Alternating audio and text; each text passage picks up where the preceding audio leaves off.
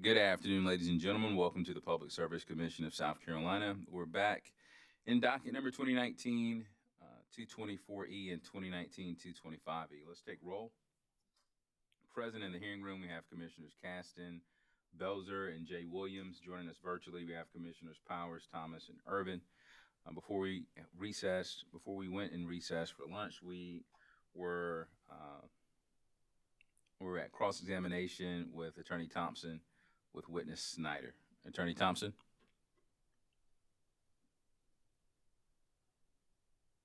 Yes, Mr. Chairman. Please proceed, ma'am. Thank you, Mr. Chairman. Hello again, Mr. Snyder. Ms. Thompson. Moving on to coal retirements, the company's performed two different retirement studies for the coal fleet, earliest practicable and economic, correct? Correct. Or I should say most economic, correct? Yes. I'm going to focus on the retirement analysis, the economic retirement analysis. In that analysis, I think you helpfully explained that you're trying to answer two questions: what and when, right? When to retire the unit and what to replace it with. That is correct. Okay, sorry, I didn't mean to talk over you. And step one in that analysis was to rank the coal plants, Yes. And you factored in several factors: the reserve margin and capacity length, capacity factor, and remaining life at that step. Yes.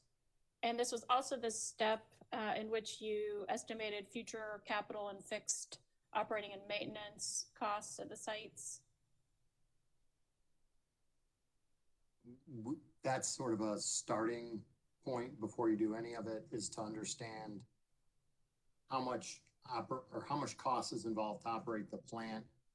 And I think the part that's hard to, and I'll do this quickly, is we did it for not only for every plant, but for every date evaluated. So the budget for the plant changes based on how long you run it. So if you've got an old car and you're going to run it 10 years, your budget's different than if you're going to run it 5. And it's not as simple as just cutting off the last 5 years. You change your entire budget for that car if I know I have 5 years left for the car or 10. So we went through a painstaking detail to look at the operating costs of those plants over various useful lives, a step that I'm not aware of any other utility doing. So that was a huge effort on our engineering group's part. Okay, so repeating my question, because I didn't hear a clear yes or no, was it in this step one ranking phase that you estimated the future capital and FOM costs at the sites? You do that before you ever started any of the phases, is what I'm saying. Is we have a cost estimate for each of the groupings for each of the potential horizons, from their current depreciable life all the way back to 25. Okay, that's very helpful. Thank you. All right, so that I think clears up something for me. In response to recommendation or request from ORS, your Exhibit 10, and I'm not going to show the confidential version or talk about it, but the public version, but your Exhibit 10 shows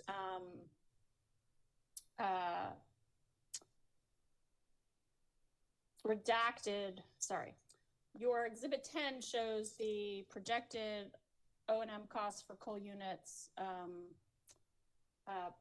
projected into the future. Is that correct? Yes. Okay. And you've redacted those costs. So I am going to share this just so that we can see the categories of costs. And we're not going to talk about any specific numbers.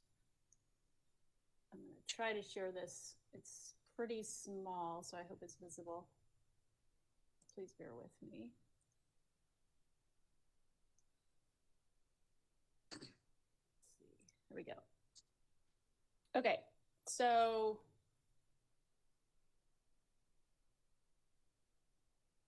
this is your rebuttal exhibit 10, correct? Correct. And so I'm seeing in the far left-hand column, that's the coal units, and then you've got cost descriptions in the next column, and you've deemed this all of these numbers confidential, but I just want to go through the categories. So under that cost description header, you've got the SCR damper replacement for Roxborough 1, for example. Attorney Thompson, Oh, yes, Mr. Chairman. please enlarge that document for us, ma'am. Thank you. It is going to, as I enlarge it, it is no longer going to be visible to me on my screen, but so I can't really tell. How is that better visible? Yes. Okay, thank you. All right, well, we don't have to go through this in excruciating detail, but essentially you've got different categories of costs in that left-hand column, and those are redacted numbers, but you've got costs for reagents to comply with air quality standards, correct? Correct. And you've got costs of upgrades to comply with 316B standards, correct? Correct. And you've got wastewater treatment, right? Yes. And those are all costs that would be borne by ratepayers if those units continued operation, correct? Yes. Okay, I'm going to stop sharing that. And okay, so after you do the ranking process, you end up with a ranking. And I'm going to try to bring up let's see if I can get the right plan. I'm going to try to bring up one of the IRPs that was attached, or not actually attached, but that was an exhibit to your direct testimony. Please bear with me. This just takes a little time in this virtual setting.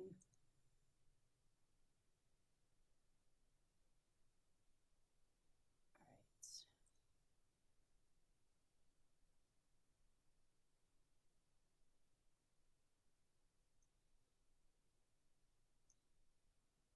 right. Okay.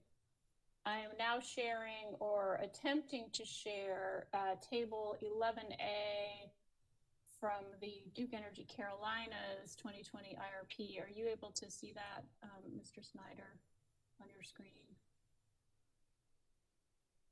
Mr. Chairman, Ms. Goodwin, I apologize for interrupting. This is Rebecca Doolin. I'm corporate counsel for Duke.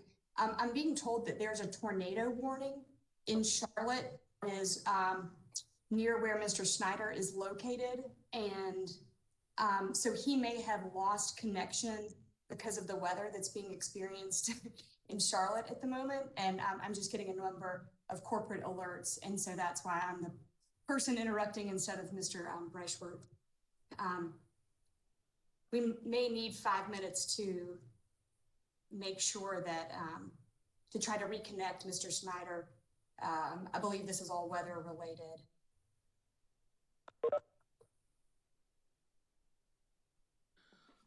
Well, if there's a tornado in the area, cross-examination should be the least of Mr. Snyder's worries.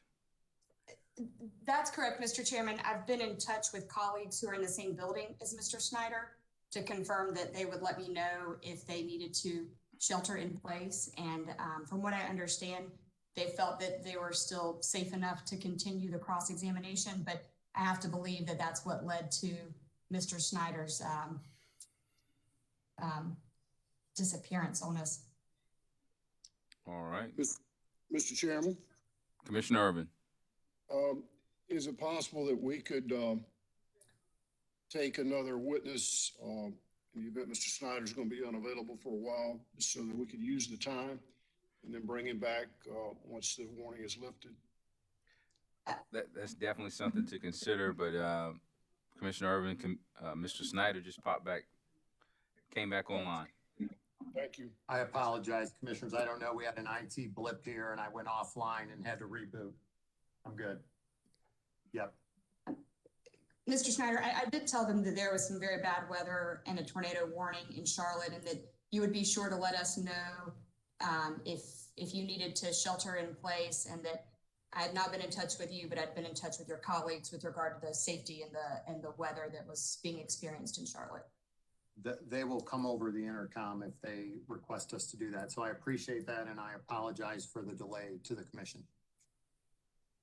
Thank you, Mr. Chairman. Apologies for that. I'm going to let Ms. Thompson continue now.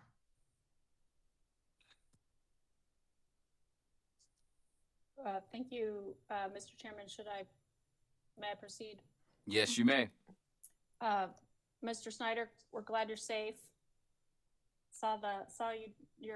I didn't realize that your screen had grayed out because I was trying to share something at the same time. So my apologies. And glad you're okay. Let's see. Let's move on to the next step, which is the application of the sequential peaker method. In your rebuttal, when you start talking about the sequential peaker method, you say it was designed and used to achieve a specified analytical objective. When you use the word design, did you use that to mean that Duke designed the sequential peaker method? Yeah, as I think I mentioned in mine, no one has attempted to analyze simultaneously this many coal units over so many dates. Some people have tried to do their fleet and they pick a couple of dates, but to come up with this many coal units being looked at each date and understanding that they all have an effect on each other. We spent a fair amount of time saying, how can we do this that is as complex as this is going to be, as transparent and understandable as process. So we rank them. We very clearly show the rankings. We then evaluate for the when each one of those units through the sequential peaker method. So yes, we did develop this approach given the complexity of the analysis we're doing. Okay, so that's your answer is yes. Yes. So am I understanding you? So the sequential peaker method is not a standard industry practice in conducting retirement studies. You did it for the reasons you've just explained and do not need to explain again.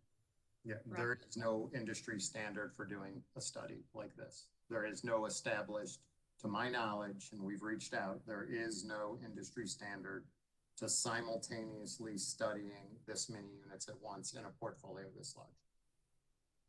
Fair enough. So the sequential peaker method that Duke designed looks at the economics of retiring the unit versus replacing it with a new peaker in every year of the analysis, correct? Just for determining the when. The when, right, we're still at the when. And in making that determination of when it is most economic to retire the unit, you use something called the net cost of new entry or net cone concept, correct?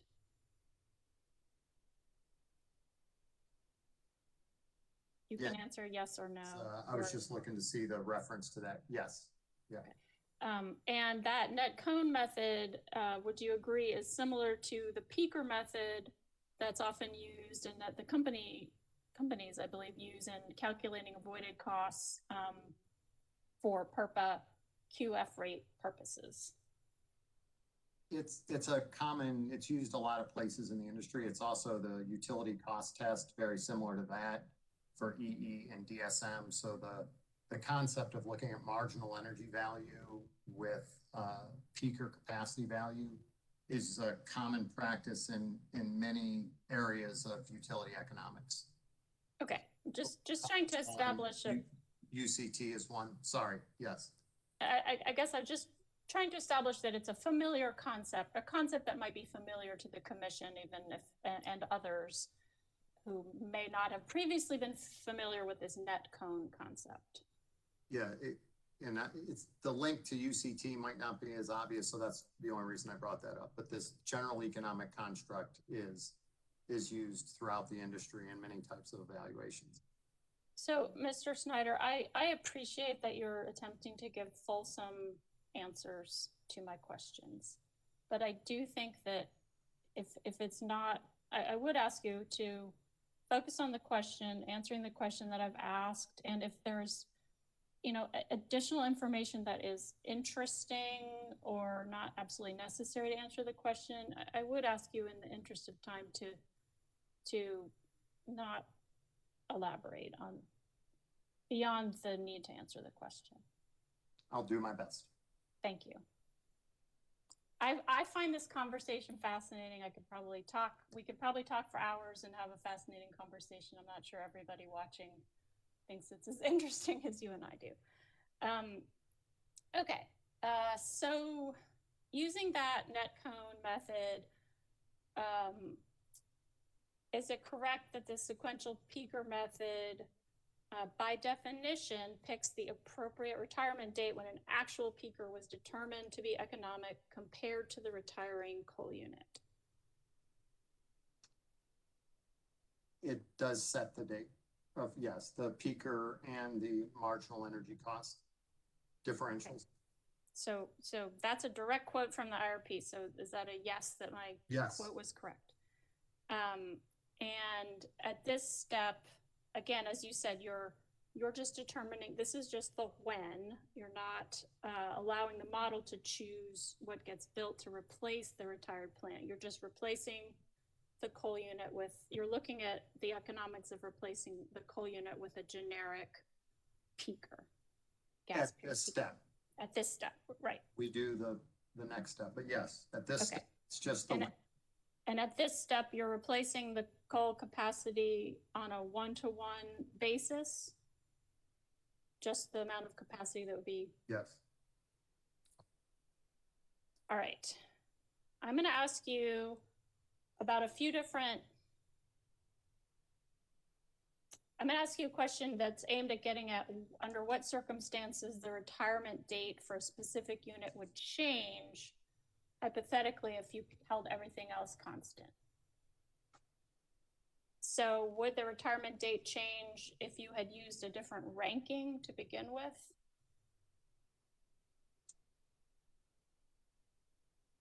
Potentially, yes. Okay. Did you test any different rankings or sensitivity of any dates for the sensitivity of dates or system values? No, we did not. Okay. What about, would any of the retirement dates have changed? And we're still talking about the when. Would they have changed if gas price projections were different? Very unlikely, because it's pretty much the big driver here is capital on capital. The energy costs are relatively small because these are not on an annual basis producing lots of energy. So they could theoretically, but a lot of these are driven more by capital cost to continue to operate versus capital cost to replace. Production cost does play a role. So it is possible theoretically. Okay, so it is possible, but perhaps unlikely. What about, would those retirement dates have changed if the depreciation book life were any different? No, they would not. Did you run any sensitivities on to determine the sensitivity of those dates to a change in the depreciation book life? Depreciation book life isn't a variable in the analysis. It's not available at all. Okay, that's helpful. Thank you. ORS recommended some further analysis to make sure that the retirement dates determined through the sequential peaker method are comparable with retirement dates the system optimizer model would produce. Do you recall that? I do. And they were suggesting basically benchmarking the sequential peaker method analysis with the capacity expansion model, right? Not asking whether you At agree that with point. it or not, just whether that's Yeah, what they I were think that was asking. their recommendation, yes. Now the companies are transitioning to the Encompass model, is that right? Yes, we are. And does that model has both capacity expansion and production cost capabilities, does it not? Yeah, it's in one model instead of two. We have two models today. It'll be all in one. Right. And Encompass can in fact optimize for coal retirement dates as well as for the portfolio of replacement resources, can it not? I'm not sure it can, we haven't been able to ascertain whether it can handle this big of a portfolio. The complexity of this analysis may prove to be too many permutations and combinations for that model to solve.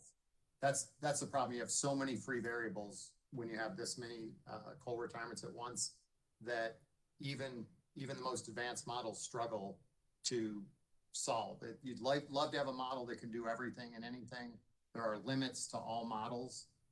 We are going to see what its capabilities are in the future and to be able to optimize so many moving variables at once. I can't say that no one's proven to me in the industry that they've been able to optimize this much at once in any model, but we do have a new model. We think it's a good model, and we'll do our very best to see what capabilities it will be able to perform for us. And going back to what ORS had recommended with the benchmarking with just the capacity expansion part of the model, the company am I correct in understanding the companies have agreed to perform that analysis for the 2022 IRP? Yeah, we will do our very best with Encompass to see if we can, it is, you don't just slap these variables in and hit go. So we are going to try to see if we can get the model configured and have it run and produce results that are meaningful. And we've agreed that with this new model, it's a great opportunity to see if we can continue to advance our retirement analysis. Okay.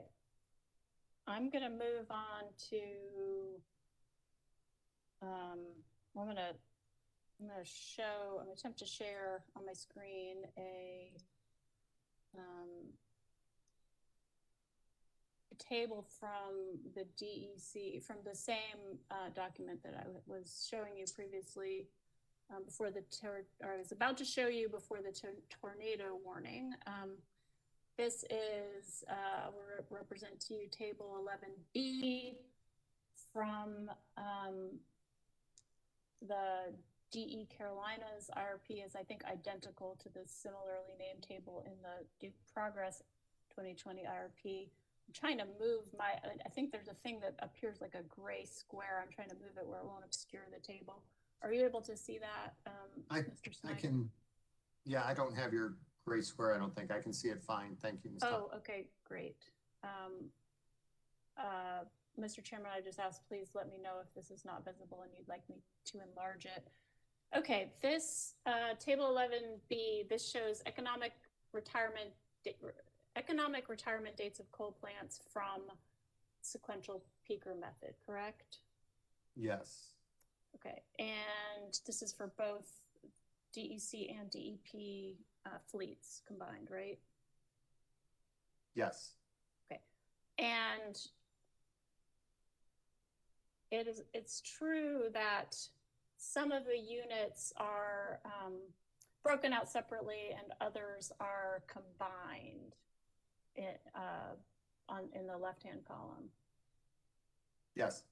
Okay. And so for example, Allen 2 to 4, Roxborough 3 and 4, Marshall 1 to 4, they're all kind of assessed as for the kind of entire plant rather than individual units. Was that because it was computationally easier to do that analysis with those clustered together? That's one component. In other cases that just, there was logical sort of breakpoints because of shared equipment, shared buildings, you know, what would make sense. So, you know, Allen 2 through 4 versus 1 and 5 has some very specific operational needs. I think Mr. Roberts, I don't know if he testified orally or in his written testimony, talks about the need to keep Allen 1 and 5 on for a couple of years. Well, because they support certain aspects of the transmission grid, where 2 through 4 can be safely retired without endangering anything on the grid earlier. Cliffside 5, completely different vintage and separate from, it's a subcritical older unit than Cliffside 6. The Roxborough plants were grouped into sets of 2, given both some logistics of those plants, but also the size of them, in 3,000 megawatts at once, and trying to look at how do you break that up into replacement generation that would likely be, it might be difficult to get 3,000 in the same year, well, between Roxborough and Mayo, to get all of this in a single year. So those were broken into a couple of parts, and so forth. So I won't go through all of them, but yeah, there were some logical reasons to do it, but it also does aid in the computational aspect of it. Okay, so there were also some kind of engineering and shared equipment reasons. It sounds like, am I correct? Understanding you correctly? Yeah, when you talk to our engineering folks, they thought this was a reasonable breakout of those plants. Okay, Marshall, am I correct that Marshall units 1 and 2 were older and smaller subcritical units? They are. And 3 and 4 are newer, bigger supercritical units? They are. And the 3 and 4 have the, you know, higher levels of co-firing, et cetera. So yes. All right.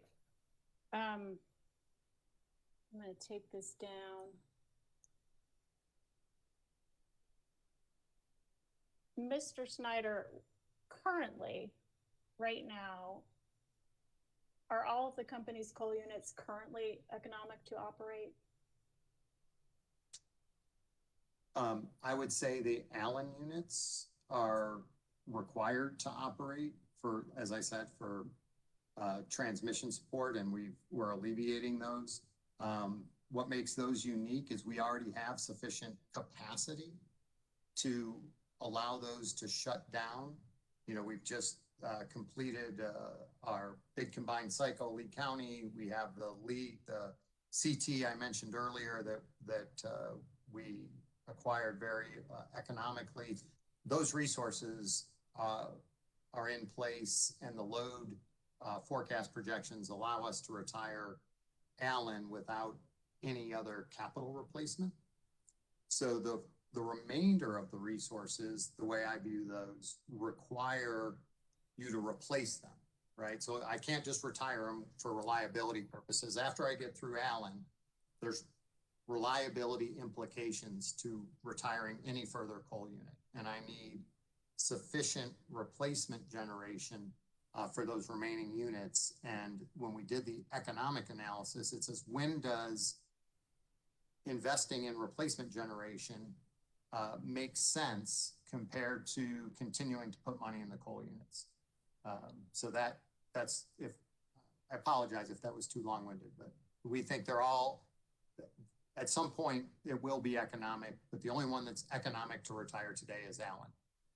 Okay, and Allen units, you're under an obligation to retire some of those units pursuant to a consent decree that was a result of a federal enforcement action for NSR violations, correct?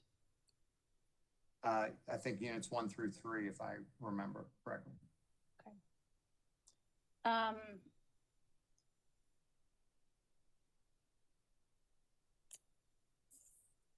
Mr. Chairman, just bear with me. I think I can eliminate some of my questions based on Mr. Snyder's answers.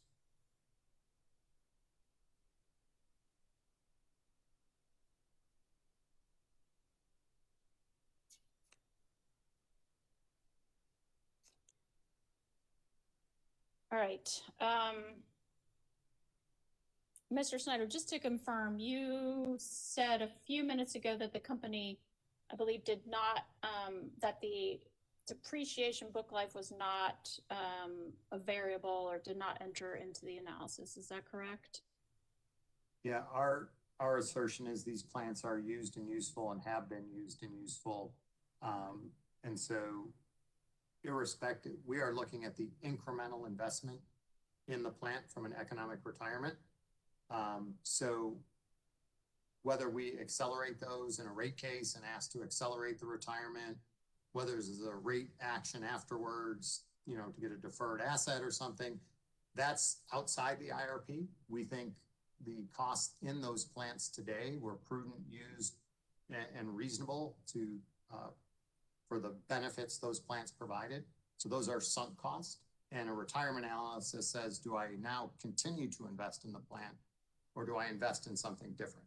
So what was spent to date doesn't change with the, you know, if I retire 3 years early, what I spent to date is still whatever I spent to date.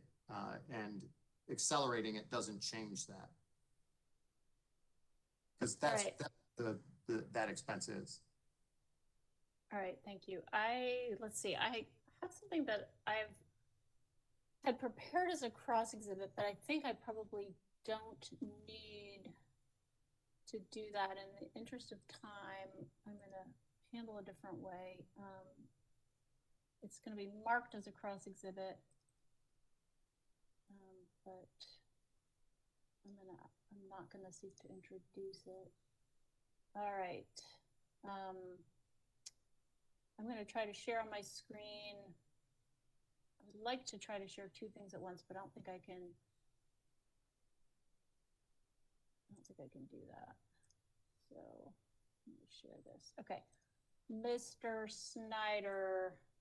Okay, I have marked this as a cross exhibit, but in the interest of time, I'm going to try to just do it a different way. Do you see up at the top right? Are you able to view this document first? Yes. Do I need to enlarge it?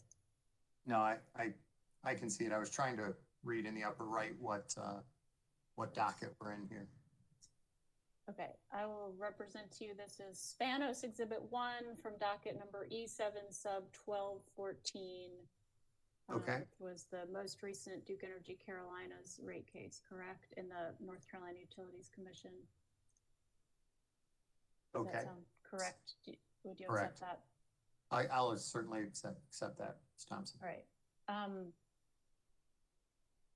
Sorry, it's just my view isn't apparently entirely different from the view that is on that everybody else can see. So please tell me if somehow you can't see this. Mr. Chairman, I would ask that the commission take judicial notice of this docket, which was filed by Duke Energy Carolinas this document, which was filed by Duke Energy Carolinas in North Carolina Utilities Commission docket number E7 sub 1214. It is an excerpt from Spanos Exhibit 1 in that proceeding. Mr. Chairman, may I be heard? Yeah, you can. My response may go ahead.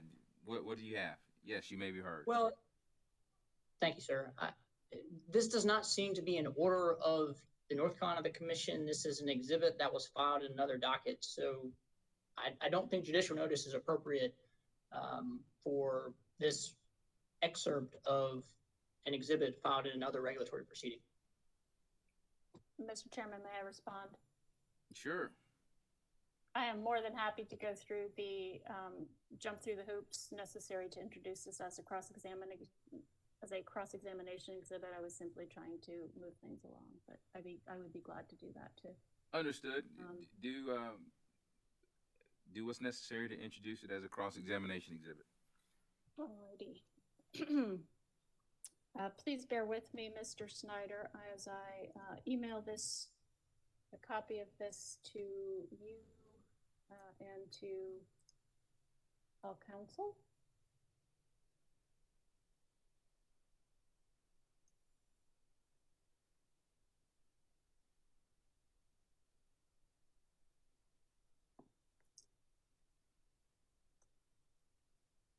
And just in the interest of time, I'm not adding text to my email. I am simply going to send this with the subject line of the name of the exhibit.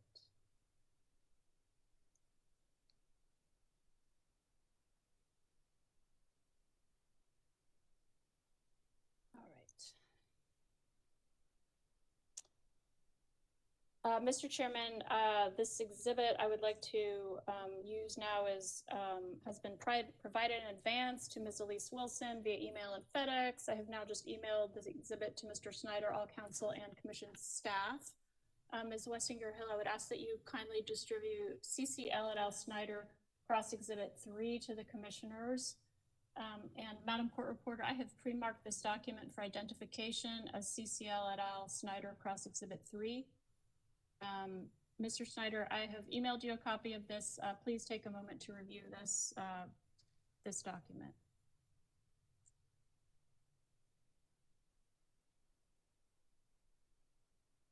And let me know when you're ready. I'm reviewing on the screen right now. Would you like me to pull it now? I'll scroll down. If you're not able to access email, your email will give you a chance to review it all at once. But I will. Okay. I can scroll down. just trying to avoid the pings and distractions with emails popping up and calendar reminders and so forth. So I'm glad to just scroll if that's easier. okay, that Let works. me know this is okay. I don't know how it shows up on that end. I can see it. The part that I'm interested in talking to you about is farther down. Okay. Okay. So this, I think we've now, established what this is, but would you agree with me? This is an excerpt of Spanos Exhibit 1 from NCUC docket number E7 sub 1214. And would you agree, subject to check, that Mr. Spanos was the company's depreciation expert in that proceeding? Yes. Right. And what I would just like to talk to you about is the probable retirement year. And I apologize, I'm not able to share simultaneously this along with the IRP. So I guess, assuming you're pretty familiar with the IRP, just like to compare the probable retirement year in this document with the economic retirement date identified in the sequential, in the company's sequential peaker method retirement analysis. So for Marshall, the probable retirement year is 2034. And what is it for the DEC, for the, based on the economic coal retirement study? We have 2035 in our study. Okay. Baloo's, what's the date for that one in the retirement study? 39. Okay. Cliffside 5 is 2026 from the depreciation study. What is it from the company's retirement study? We also have 2026. Okay. I'm not sure you even looked at Cliffside 6. If you did, what's that date? Cliffside 6 we have is 2049, sort of noting that it has the capability to run 100% on natural gas, given its dual fuel operations. Okay, and that's compared to 2048 in this depreciation study, correct? I think it's its original book life. I don't think, we didn't show it as being accelerated. Okay. Lee, let's see that. sure. Lee is not even that's a gas plant, isn't it? Yes, we do have a. Okay, let's skip over that. And then Allen, probable retirement year in this depreciation study is 2024. We've accelerated 3 of those to the end of this year, Okay, so I think We that's it for the 2022. DEC. Oh, I'm sorry. Thank you. No, I was just gonna say the Allen, we accelerated in the IRP 3 of those to 2022, and we have Allen 1 and Allen 5 required for transmission support until 2024. Okay. I'm going to quickly email you and everybody else another exhibit. Mr. Chairman, please bear with me while I do that.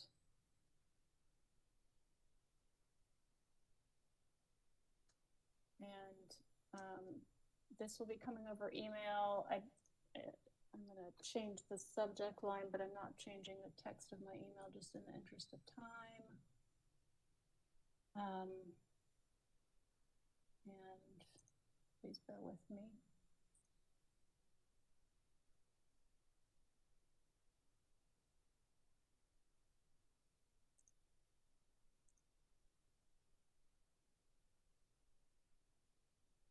All right, Mr. Chairman, I have another cross-examination exhibit that I would like to use. This is CCL et al. Snyder cross exhibit 4, which I provided in advance. I've emailed it around. Ms. Wessinger Hill asking you to kindly distribute CCL et al. Snyder cross exhibit 4 to the commission. And Madam Court Reporter, I have pre-marked this document for identification as CCL et al. Snyder cross exhibit 4. Mr. Snyder, I have emailed a copy of this exhibit, and I'm going to share it on my screen now.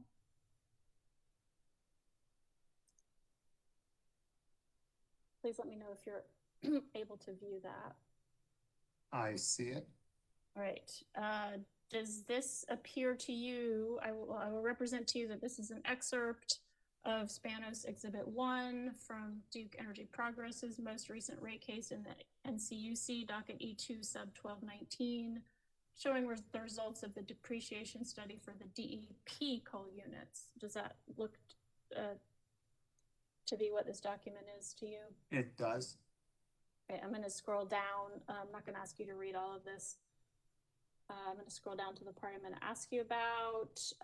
Do you see down where I've stopped scrolling, where it has the depreciable life dates for these units? I do. And I'm just going to ask you, as we did with the Duke Energy Carolinas units, let's just compare the, some of these are a little bit stale. Let's just compare, starting with Mayo, the depreciable life date of 2027 in this document with the, 2029 in this document, and what is the economic retirement date identified by the company in its retirement analysis for that unit? Ours is also 2029. Okay, and then Roxborough unit 1 and 2, 2028 is the depreciation, the assumed retirement date in the depreciation schedule. What is it in the company's analysis? 2029. And then Roxborough 3 and 4 are 2029. In this document, what are the economic retirement dates that the company determined based on its retirement analysis? 2028. One clarifying point, and this actually confuses us sometimes in the IRP, is when you say a year, a lot of people's year convention means by December 31st. Ours in the IRP, to be clear, is January 1st. So for documents like this, and the reason we do January 1st, I think is important. It could be just a 1-year difference, but we want to know, is the asset going to be there to serve that winter? So we have a winter peak demand, and is it going to be there for January and February of that year? So if we say it's retired in 2029, we mean January 1st of 2029, which really would be a 2028 retirement. In probably in Mr. I don't know the details behind this, but my guess is most other nomenclature of years are by December 31st. So one point of clarification is just to remember, ours are generally 1 year sooner than what you might see in other documents, because maybe in accounting, it's by the end of the year. So there's really could be a full year's difference in those. So that would be my only last point of clarification on these comparisons. Ms. Thompson. Thank you, Mr. Snyder. That's helpful. I'm going to stop sharing that and ask you, when Mr. Spanos puts together a depreciation schedule, his probable retirement dates are not based on his own engineering analysis, but are decisions that he received, that are decisions received by him from Duke, correct? I don't know how. I think he reaches out to a lot of people. I'm not involved heavily in that process. Okay, so I'll try asking this question. If you don't know the answer, that's fine. So Mr. Spanos, or any depreciation expert, is making an engineering assessment about the various lifespans of components and so forth, but ultimately he's not making a specific recommendation as to the depreciable life. That's an assumption that comes from the company, correct? And if you don't know, that's fine. I don't know in the right Okay, case. thank you. Now, would you agree with me, subject to the caveat that you've just explained about dates ending at the beginning or end of the calendar year, that the company's analysis of economic retirement dates for the coal fleet did arrive at roughly the same dates, give or take a year, as the depreciation studies? I think there's not a huge difference between them. I think there are a couple of years here and there. I would have to see the two side by side with that year bookend sort of made, that 1 year issue. And, you know, for some of the supercriticals, I think it's not surprising that, you know, they're running on gas and those didn't get accelerated. So you wouldn't expect there to be differences. Allen was pre-operational. We did. Some of the intermediate ones, you're really looking at what was their current depreciation life. Because I want to be clear, we didn't look at should we extend the life, right? We just said from its current depreciable book life, how many years should I accelerate that, if at all, right? And so for some of these, it's a fairly narrow window. I mean, if your original, you know, depreciable life in the last case, and let's see if I can, trying to see if I have some of these dates here, you know, was 2034, and you say, should I accelerate it 1, 2, 3, 4, 5, 6 years? The fact that we're only a couple of years apart, there's a fairly narrow window that we're looking at. So you can't really retire any earlier than 25. You can't go any later than 34, because that was the original book life. And so you've got this 9-year window. And so if I come up 1 or 2 years different than Mr. Spanos in that 9-year window, that's not terribly surprising to me. And again, I don't know all the information he relied on to make his decision on that. He may have talked to some of the same people that helped us rank the plants. I don't know. I just don't know what he goes. I don't know that process that Mr. Spanos goes through with the company in the context of a rate case in any detail. Fair enough. So just to tie this up, and then we'll move on to a different topic, it is correct, is it not, that the company's analysis of the economic retirement dates, most economic retirement dates for each of its coal units, arrived at dates that are, give or take a year, the same as the dates in the depreciation studies? I think when you adjust for the 1 year, and I saw 1 and 2 years difference in some, so I would say they're within the same to 2 to 3 years apart. So yes, they're relatively similar. Thank you. Okay, I think I can cover the rest of this quickly. Let's try. The companies do a joint planning case, correct? We do. And that joint planning scenario typically shows savings to ratepayers, correct? Yeah, our joint planning case, typically what it does, because just so we know what a joint planning case is it looks at the two companies together and it says, if I was building for one, could I defer some of my builds because I could share the resources as a very high level screen as to what might that look like. And it does show you can defer builds and it does generally save money by deferring new build generation. Okay, and the companies also have a joint dispatch agreement, and I know that's completely different from the joint planning case, but would you agree with me that the companies have a joint dispatch agreement? It allows for the non-firm exchange of energy. And the companies obtained approval to enter into that joint dispatch agreement based on projected reductions in projected savings for ratepayers, right? That is correct. Now, you say, and I'm going to ask you not to explain to me all the reasons why you say what you say. I just would like to ask you the question and have you acknowledge that you say that the companies do not have authority to actually engage in joint planning of your systems, correct? That you say that? It is prohibited by the merger agreement, terms and conditions.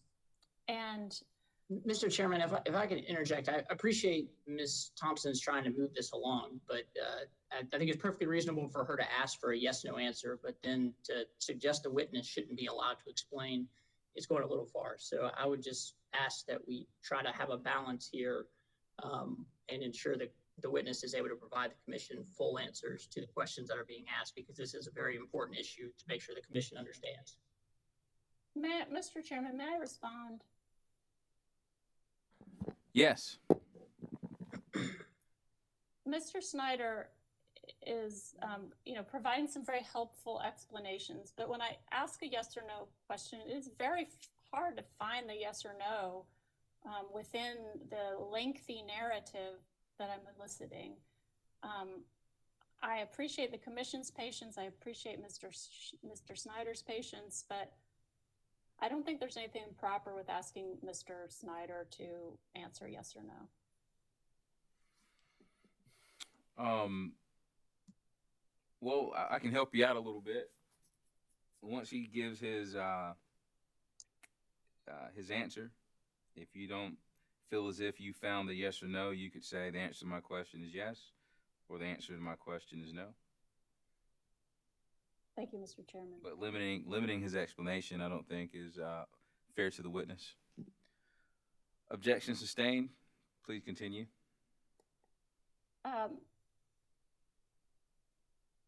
Mr. Snyder, Duke could seek regulatory approval to engage in joint planning, could it not? It could seek regulatory approval, to my knowledge, to engage in joint planning. Thank you. Final topic, demand side management and energy efficiency. For the company's base EEDSM case, you used the Nexant market potential study blended with near-term estimates of savings, correct? Yes, that's my understanding from Mr. Bach's testimony. Doing that sort of subject to his, that's my understanding. All right. Well, based on your answer, are questions about demand side management energy efficiency assumptions really outside the scope, really outside your wheelhouse? Should I just not ask you that? If they're high level, how they sort of fit into an IRP, if they get into some of the actual specifics of, you know, how the MPS was developed and, you know, what he did with that to come up with his base assumptions, then they're outside my wheelhouse. So I'm sort of a global witness here. I'll do my best at the high level, but if you have more detailed, it may be outside my wheelhouse. Okay. Bear with me just one moment. Let me take a look at my questions.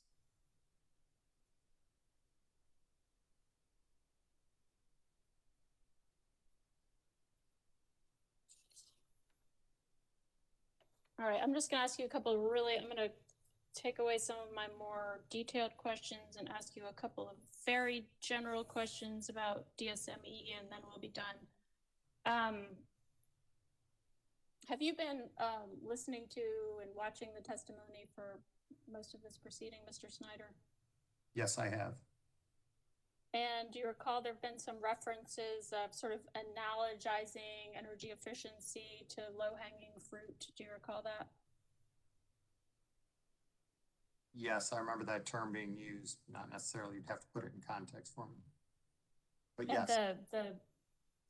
the analogy being that Duke has already achieved a good deal of the cost-effective energy efficiency potential that is available, and the analogy is that is the low-hanging fruit. Is that the way you understand the analogy? Yes, I do understand that sort of an industry sort of view as well, that some of low-hanging fruit in EE has been taken, and now it's becoming increasingly difficult to repeat past performance. And you would agree with me that Duke has a highly qualified team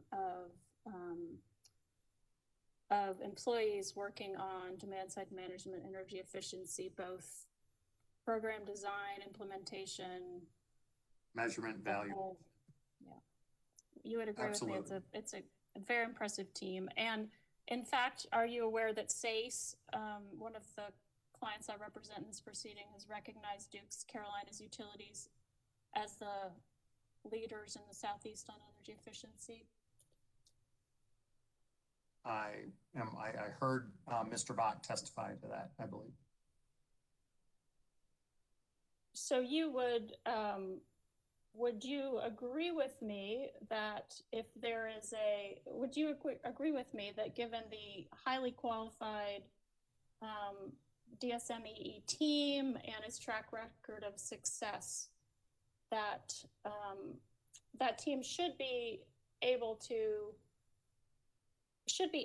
to pick the higher hanging fruit off the energy efficiency tree, as well as the low hanging fruit? Yeah, again, and I think this is a little bit of an important point.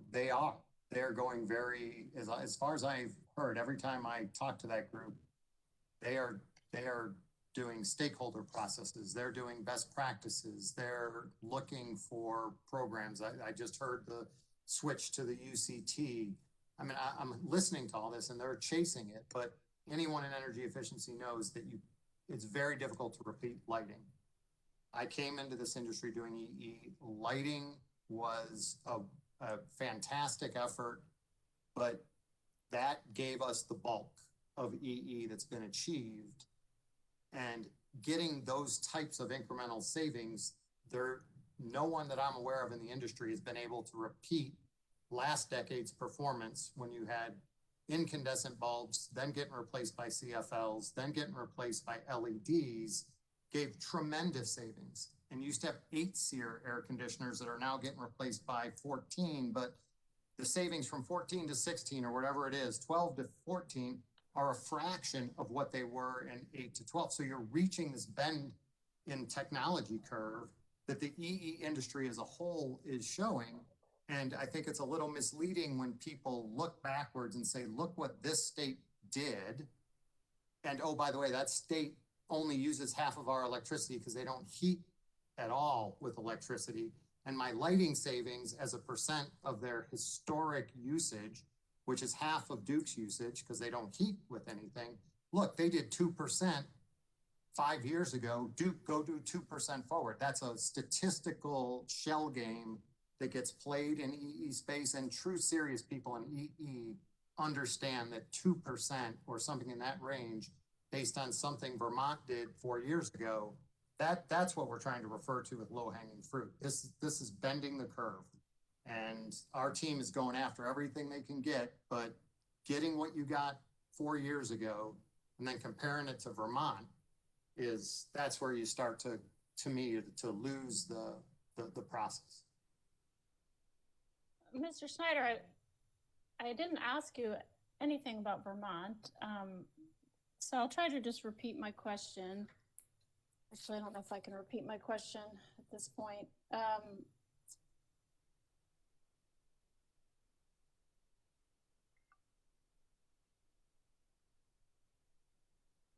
You would agree with me, and then I think we can end it here, that the Duke Energy Carolinas in Progress DSMEE team has a track record of success that it can build on, would you not? I do. Okay. Thank you, Mr. Snyder. Thank you, Mr. Chairman, members of the commission, for your patience, and that's all I have. Oh, I would like to move into evidence the exhibits that were pre-marked as CCL et al. Snyder cross exhibits 2, 3, and 4 as the next hearing exhibit, please. CCL et al. Cross exhibits Snyder 2, 3, and 4 will be marked as a composite exhibit and entered into the record as hearing exhibit 46. All righty. Any questions from Johnson Development Associates? Mr. Chairman, Court Walsh here for Johnson Development. No questions. Vote Solar. Taylor Spear, Vote Solar, Mr. Chairman, will be quite brief. Please proceed. Mr. Chairman, and during one of the breaks, Duke Council and Vote Solar have stipulated to the authenticity and admissibility of Vote Solar Cross Exhibit 6, and I'd ask that it be admitted this time. I have one question off that record for Mr. Snyder. Vote Solar Cross Examination Exhibit 6 will be marked and entered into the record as hearing exhibit 47. Mr. Snyder, I'm showing you that document on my screen and anticipating that it will help you answer this question. Do you agree with me that the company's admitted in discovery responses that its future generation portfolio could be impacted by climate-related physical, economic, and regulatory risks? I'll direct your attention to subsection B there for your answer.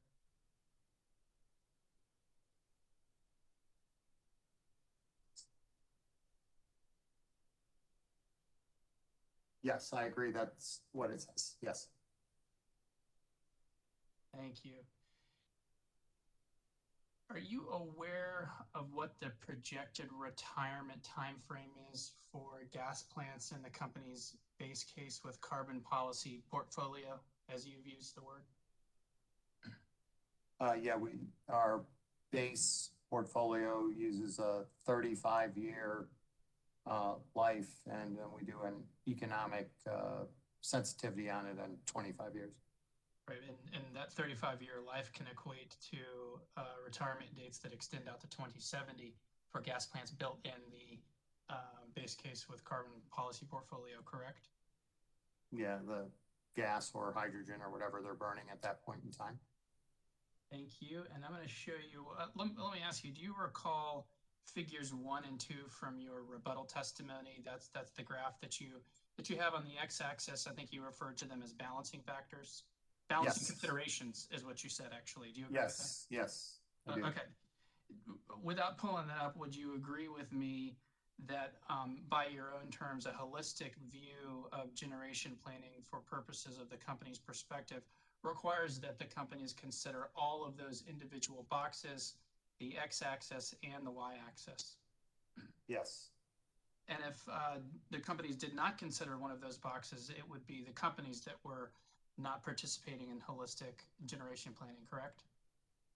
No, I think it depends on what, we've gone round and round on this, what is appropriate in an IRP box in there. So Okay. fixed cost, how fixed costs of an existing plant may change. We get new regulations all the time that we put into our existing plants. And those do not go, we don't forecast what they might be and try and quantify those. If I get new MATS rules or new air rules or, then at the time they're known, we put them into the existing plant. It doesn't generally, what's important is what's the cost of plants going forward. So what's the cost of a new gas plant, a new solar plant, a new battery? Those are the ones that are important, and you're trying to compare those along an apples to apples basis. So if you have known costs for each of those plants, they need to go in. The fact that existing plants may be subject to new regulations, that's been common in the industry for 4 decades. And no IRP tries to go out and say, for your existing fleet, what is that could happen 10 years from now? As it starts to become known and measurable, you put it into the existing plant and to the extent practicable across all your new plants. Mr. Snyder, I'm going to share my screen so we can operate on the same page. And I'm just going to repeat the exact same question. Sure. At least to the best of my ability. You agree with me, correct, that I'm presenting on my screen for your review Yep. Snyder rebuttal figure 1, and then that's an exact copy of what's contained within your rebuttal testimony, correct? Yes, I'm sorry to speak over you, Mr. Spear. I do agree. Okay, and you've already told me that a holistic view of generation planning on behalf of the companies require that it consider at each one of these boxes, correct? Known and measurable, yes. Okay, so if you didn't, excuse me, I want to be formal here, I apologize. If the companies did not consider one of these boxes, it would not be performing its generation planning in a holistic way, correct? If there was a material, if something that the commission found was a material that would materially impact the IRP was ignored in there, that would be up to them to decide. There are unlimited costs and benefits, and I'm just saying, when you address an issue, you need to ask that same question of all of the different resources. Do you have the information? Is it going to change your solution? So yes, I think it needs to be looked at across all resource types to the extent it's knowable. Nothing further. Thank you, Mr. Snyder. Thank you, Mr. Spear. Office of Regulatory Staff. Thank you, Mr. Chairman. This is Andrew Bateman with ORS. No questions. Thank you. Redirect. Oh, I'm sorry. Commissioner questions. Mr. Chairman, Commissioner Irvin. good to see you this afternoon, Mr. Snyder. Good to see you, Commissioner Irvin. One concern that I have and I want to discuss with you is the natural gas plant. If the useful life extended beyond 2070, how do you assess the fuel costs that far out? Do you have a model to do that? Yeah, we all our costs out to 2040, and we put in and just a escalator for all of those costs, because there's really no good estimates for 2040, and it can go up or down by 2070. Well, just looking at current situation, I believe today the price is 2.94 per British thermal units or BTUs. Does that sound about right? That sounds about right, sir. Okay. Now, I looked on a website called Statista, S-T-A-T-I-S-T-A. I probably mispronounced that, but nonetheless, it attempts to carry projections for natural gas prices through 2050. Okay. And it's projecting a gas price in 2050 of 8.34 BTUs. if that's anywhere close to being accurate, what that means is by 2050, the price of natural gas will have quadrupled from today's rates. Is that true? Sir, in our models, yes, sir, I think that is a fair statement. I believe we're assuming much higher than that. Okay. In our models, because we go to 2040 and then we Yes. escalate it. And Right. I think we're above that. I was trying to see if I had it in front of me, but, if you take that number, that is a quadrupling over, today's. And maybe more, probably more. Yeah, and I would agree, Commissioner, and I would say that's importantly why we don't see those plants running as baseload units in that time period. When we get to 20, they're not gonna burn a lot of natural gas. They're gonna be a reliability backup machine. They're gonna have hydrogen. They're not gonna be running like they run today. You won't run them 30, 40, 50% capacity factor. You might only run them 10 so that you don't have as much exposure to that gas price. They're just there. And hopefully you have carbon free, whether it's sequestration, whether it's hydrogen to help offset that. And then you just don't run them as much. They become your reliability units by then. Because if we ran them as much as we do now, the rate players simply couldn't absorb the increased cost of natural gas. It would be, it would blow up rates beyond belief, right? Yeah, and that we don't see those prices would also dictate how they would operate. So yeah, I agree with you. You would not run those plants, the way you run them in a $2 gas environment would be very different than the way you run them in an $8 gas environment, and their role and their function in the fleet will evolve by then. And again, I think, hopefully there's green hydrogen, there's biofuels to help even further lower their carbon output. Sequestration 30 years from now, we don't know what technologies will be there 30 years. And if you do have to run them just a little, there may be offset markets that have developed by then. So it's definitely going to be a changing mission. I agree with you. It's not going to run like today. Well, I'm glad you've thought of that. Here's my thought, and tell me where this thesis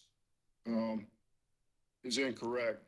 If we were able to use your talented, award-winning team for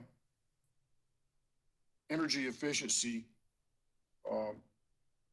that perhaps programs that have not yet been tried or innovative new programs like working with architects and contractors to better build commercial buildings, industrial plants, and residences at a higher energy efficiency standard, with insulated windows and a higher rated appliances and so forth and so on.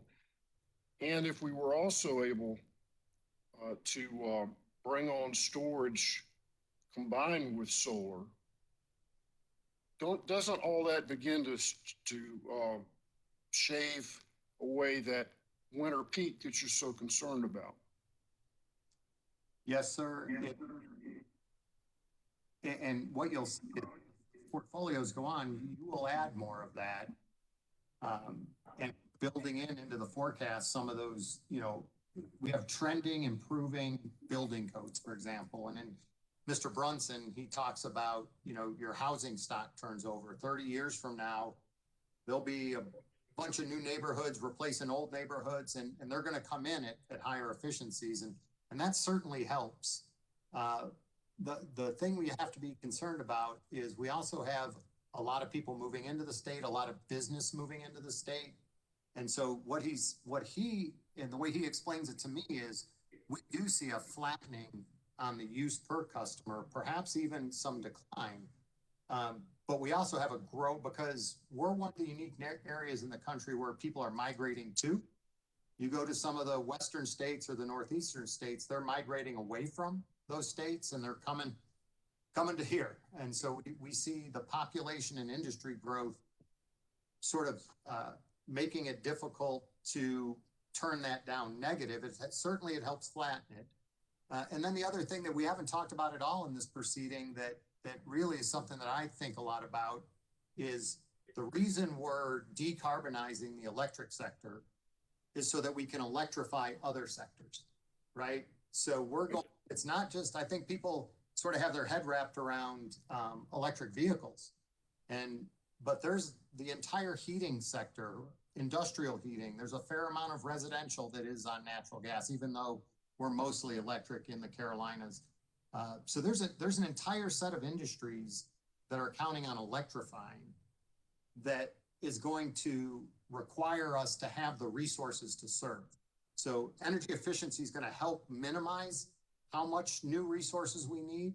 But if we're going to electrify the rest of the economy, then we better have the resources, and they're going to need to be beyond the resources we have today. And as Mr. Roberts pointed out, you electrify the rest of that economy, it's not going to be for 4-hour blocks. You're going to need, they'll serve a role, and we think batteries will serve a role, but you're going to need some new technologies to deal with that. So it's a complex situation by 2050, Commissioner Irvin.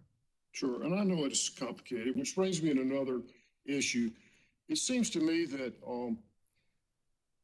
maybe the company could benefit from artificial intelligence. There must be models out there where you can actually make an IRP a living, breathing document by inputting updated data constantly.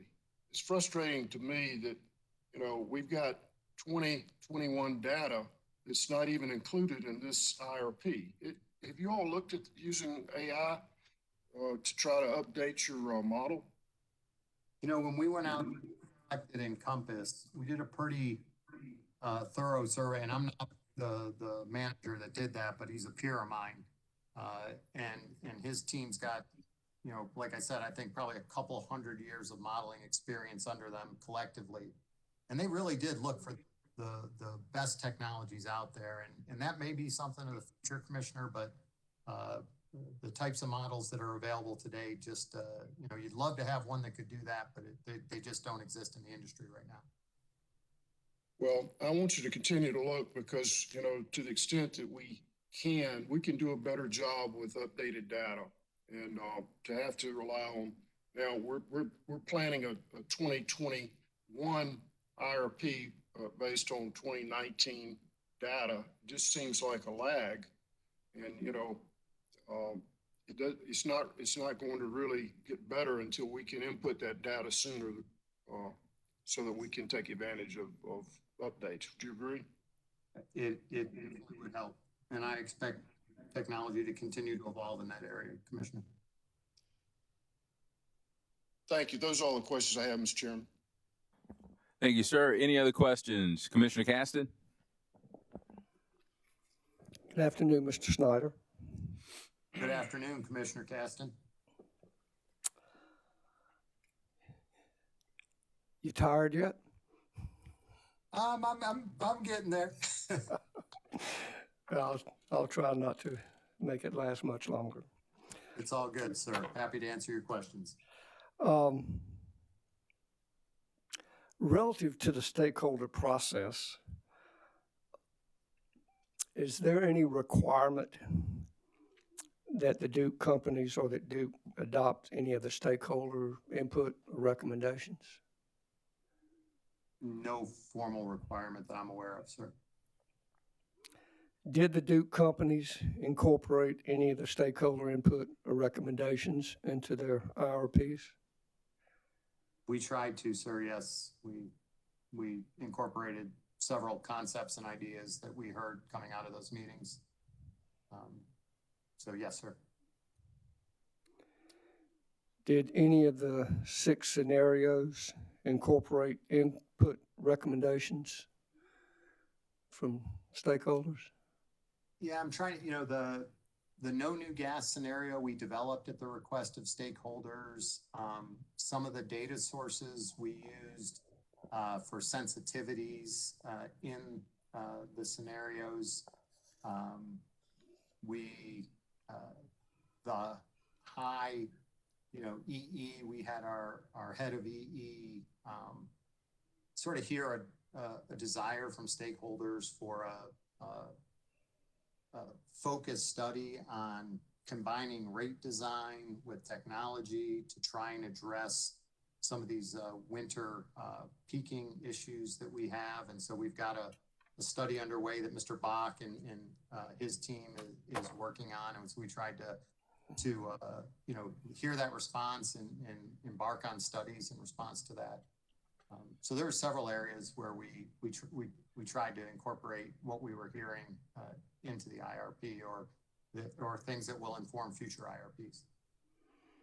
Okay, thank you. I think it was page 18 of 166 of your rebuttal testimony, the figure 1, holistic considerations. System reliability, consumer affordability, environmental considerations, long-term risk factors. Is one of these considerations more important than the others? Well, I've answered this way before. I don't think a balancing factor is reliability as a planner. I'm old school. I say we determine what reliability is and what level we are willing to accept and risk and keeping grandma warm. And you never trade that off. So I would not trade, if we determine, we being the commission and the companies, if you tell 17% is reasonable for a reserve margin, I wouldn't trade that for one of the others, right? So that's sort of the going in. And then, then it becomes a balancing of what you can do in sensitivities to see cost and environmental trade-offs. And then there's been a lot of discussion about risks that are just wholly unknowable right now across all of those asset types. So that's why, we think a balanced portfolio across many of those resources makes sense to help sort of diversify against the unknowable risks. So long answer, but I'd say I wouldn't trade reliability, and then you can look at how you balance the other 3 considerations. So what I'm hearing is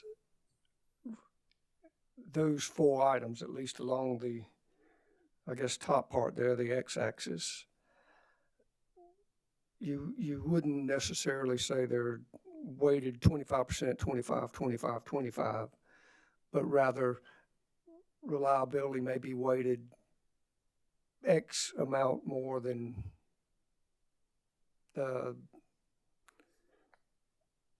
something else. Okay, makes sense. I understand.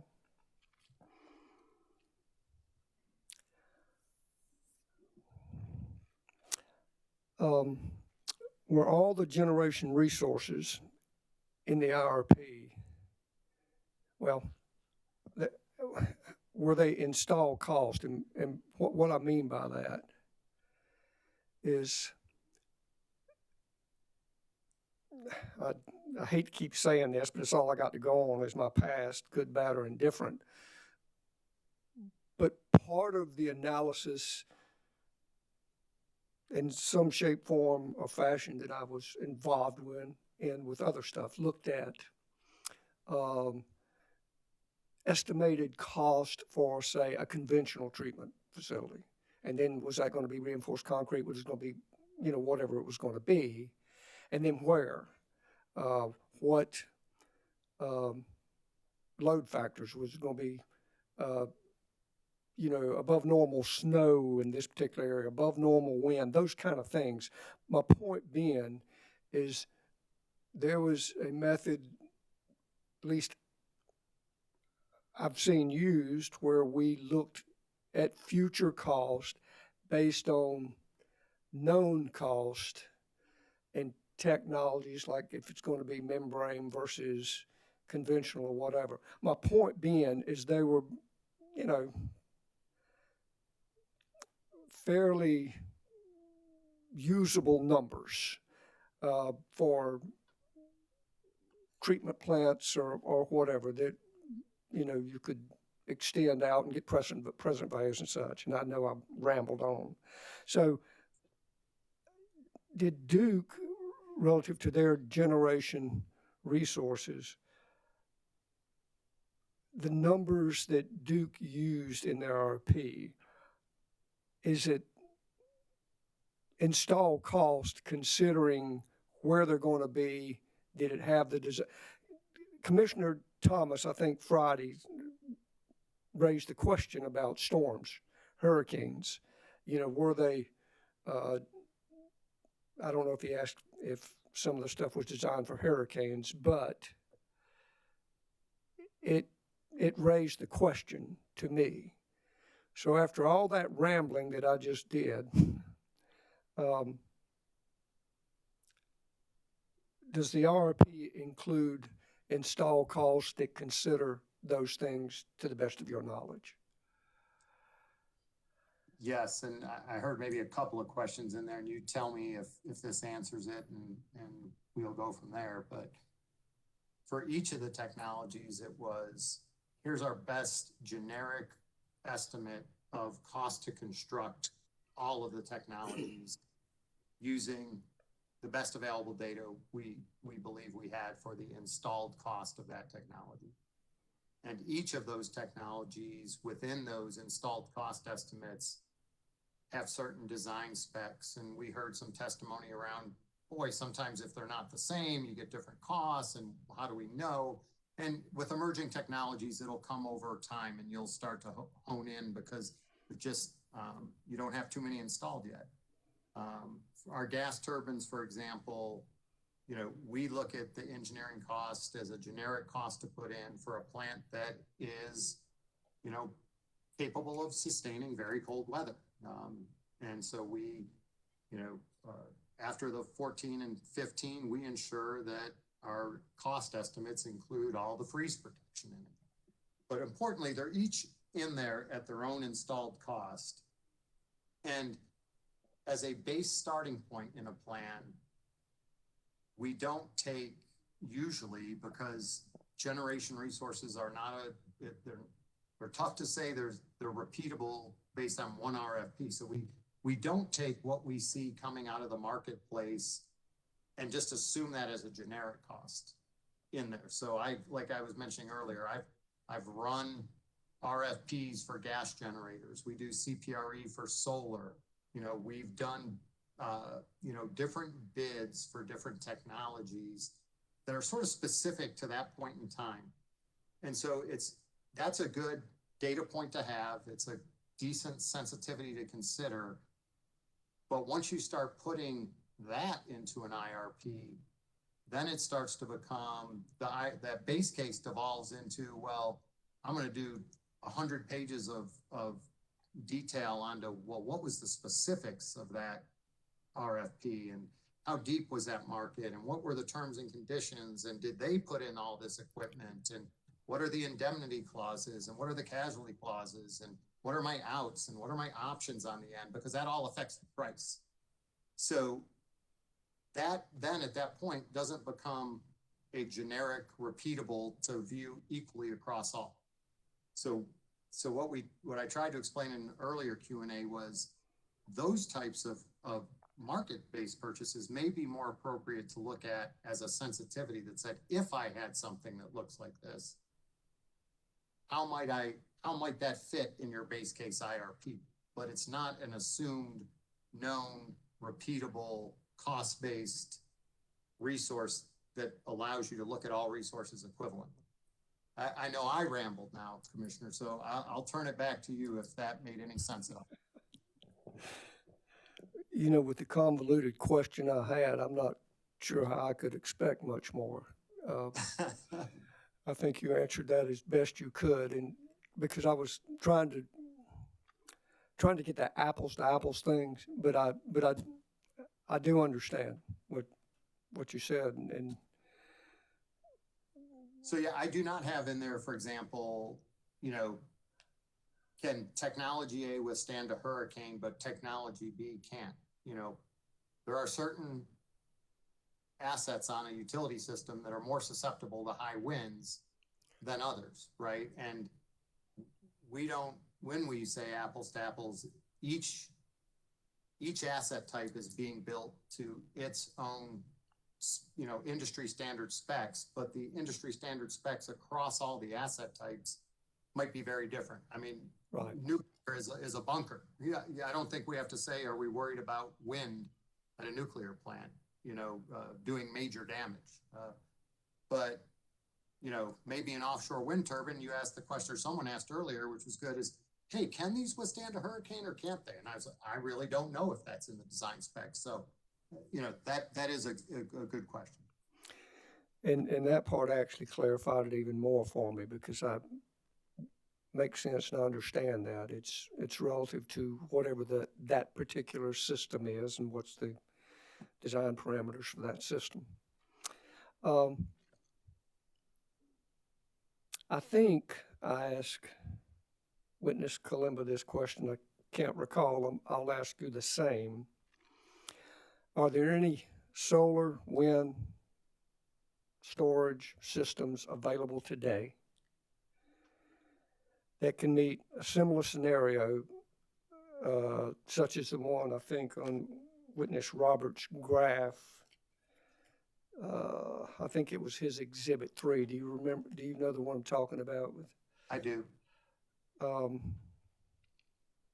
That can function equal to or better than coal or gas resources as shown on that Exhibit 3 graph?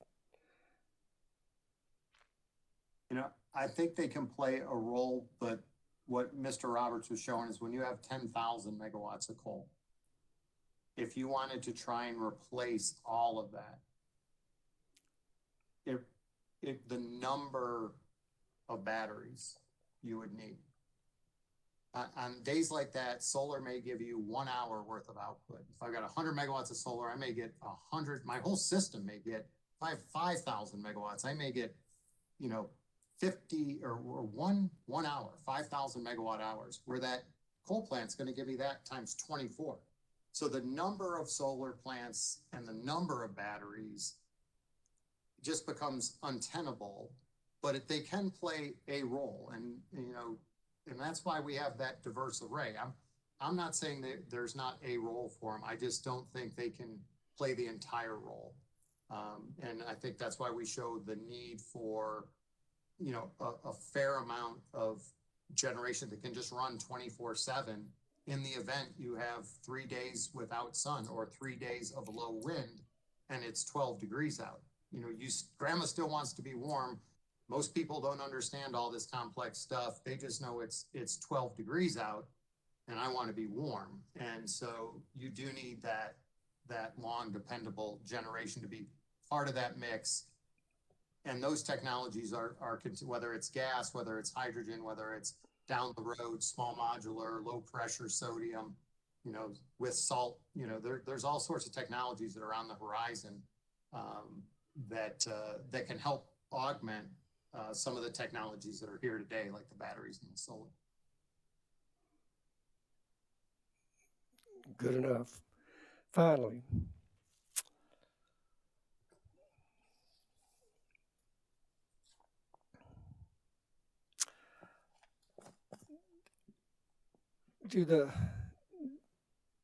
I assume you have these, or maybe you do, maybe you don't. Do the Duke companies, their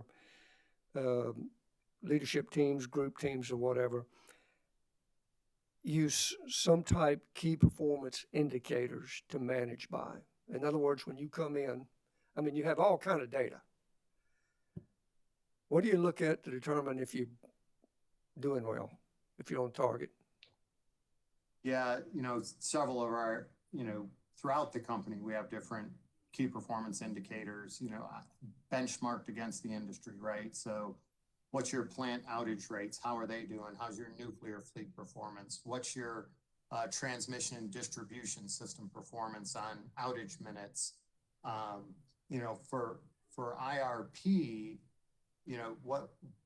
what we do is we try and really see what others in the industry are doing. What are the best models?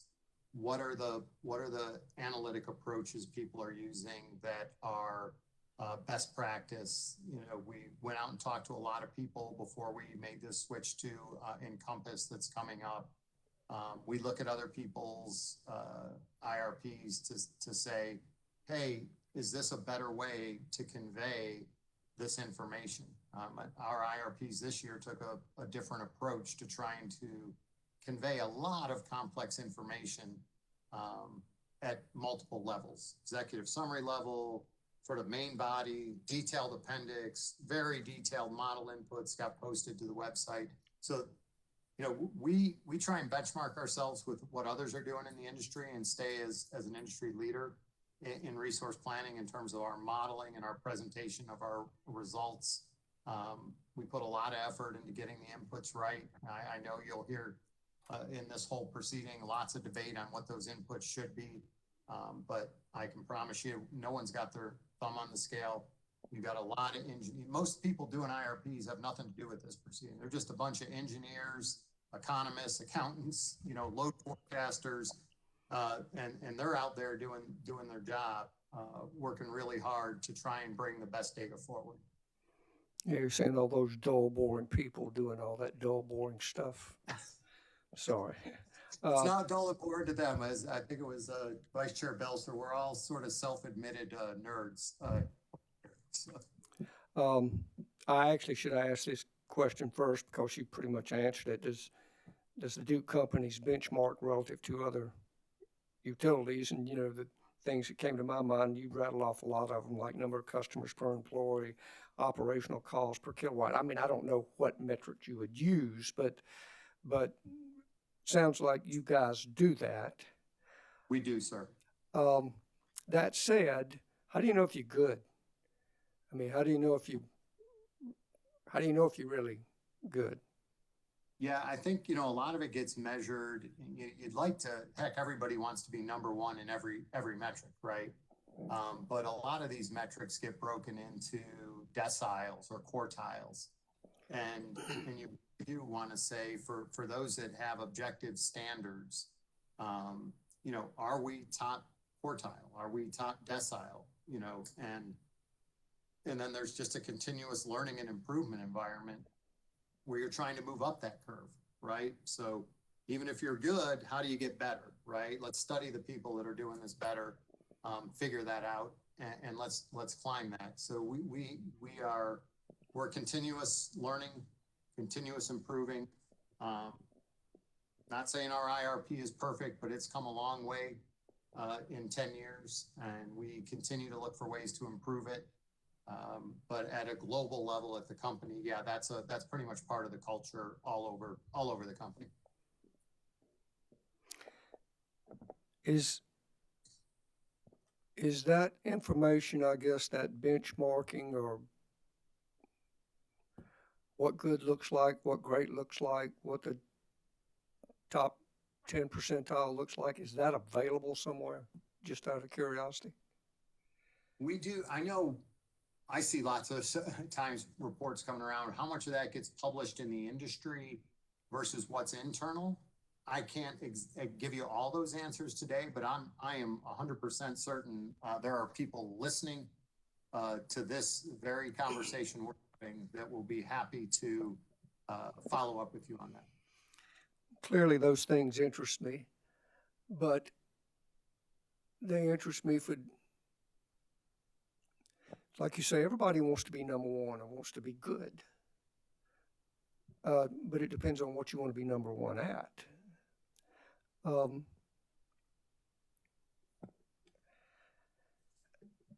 Would you agree that all these things, benchmarking, IRPs, all this stuff we do,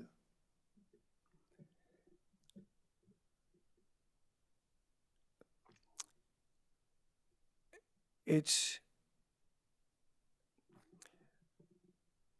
the customer still wants reliable service at a good price. Would you agree? Absolutely, Commissioner. I think that's, you know, it's funny. We live and breathe this more hours a day than I care to admit. But when you walk down and talk to your neighbor for a block party, they don't understand any of this. They flip their light switch on, they expect it to come on, and they see, you know, what their utility bill is, and you know, the knowledge that and all these detailed technical issues, there's not many people that pay a lot of attention to that. They just expect to have a reasonable electric bill, and they certainly will let you know if their power is off. And we endeavor to let that happen as infrequently as possible. Well, we appreciate it. I think that's it. Thank you very much. Thank you, Commissioner. Any more questions for this witness from commissioners? Mr. Chairman, this is Commissioner Thomas. Commissioner Thomas, you have the floor, sir. Thank you. And thank you, Mr. Snyder, for hanging in here so long. I did ask a question late last week about the hurricanes and flooding and the potential susceptibility of solar and battery storage to those things. And I was really thinking more in terms of reliability, because it's one of the things that we're charged with determining under Act 62. And so I guess basically, I'll come back to that again. Do you believe that the IRP addresses the reliability standard up to the extent that it needs to even account for stuff like that? Yes, sir, Commissioner. And that is a good question. You know, there's an aspect of reliability that's grid related, right? So I was saying earlier, for example, wires blow over a lot easier than a power plant. You know, large fields can flood maybe, you know, more so than other assets. So there's certainly a grid component of that requires us to do, you know, continual resiliency studying on and invest in the grid to keep the grid, you know, resilient. As it relates to the IRP, we make, you know, all of the assets, as I spoke about earlier with Mr. Caston, was one, all of the assets are being sort of generically priced at a cost that is currently expected that it takes to make that a resilient asset with the conditions known today. So again, our gas plants are designed to the coldest temperature ever recorded at that location to ensure, you know, we don't have freezing. And even then, you know, you never are 100%, but you do your best in the design. You know, I am not sure. I did not have, and I heard your question. I was going to try and look that up and reach out to some folks, and I apologize I didn't get to it. But you know, we do have design standards for solar, for our generic wind resource. Those are all built into those cost estimates, and then that's sort of on the physical resiliency side. And you can be as physically resilient as you want, but if you don't have enough of them in the ground at the time you need them, then you just run out, right? And so, you know, the IRP really addresses reliability from the standpoint of in every hour of every day, and, you know, a lot of terms being thrown around, but in our geek world in IRP, it's 8760. It's a short way to say, you know, that's a number of hours in the year. We don't even say 365 days, 24 hours a day. We just say 8760. I've got to have adequate supply. So under all conditions, whether I have sun, whether I don't, whether I have wind, whether I don't, whether the unit trips offline or whether it doesn't, and whatever the load is. So how do I ensure that? And I think the structure we have around the IRP tries to ensure adequate reliability of sufficient supply under all 8760 hours. We plan for that at weather normal, and then we carry a reserve margin for extreme weather. And that's how we deal with it within that reliability, which I sort of differentiate from resiliency in the IRP. Right, and in my opinion, the reliability factor is also another reason that you need to have the diversified portfolio. Would you agree with that? yes, you need a diversified portfolio with the right types of assets when considering their ability to serve in each of those hours. And some provide good energy benefits, some provide reliability. They have different risk factors, but like any, anything, spreading that out across a broad range of assets certainly is helpful. Okay. And so let me ask you a question in connection with natural gas prices and the long-term forecast being that natural gas is going to become so expensive. Do you have any opinion or knowledge as to why they're projecting natural gas prices are going to become so high, given that it seems like there's going to be no demand for natural gas? Just curiosity. It is a head scratcher sometimes, and I think it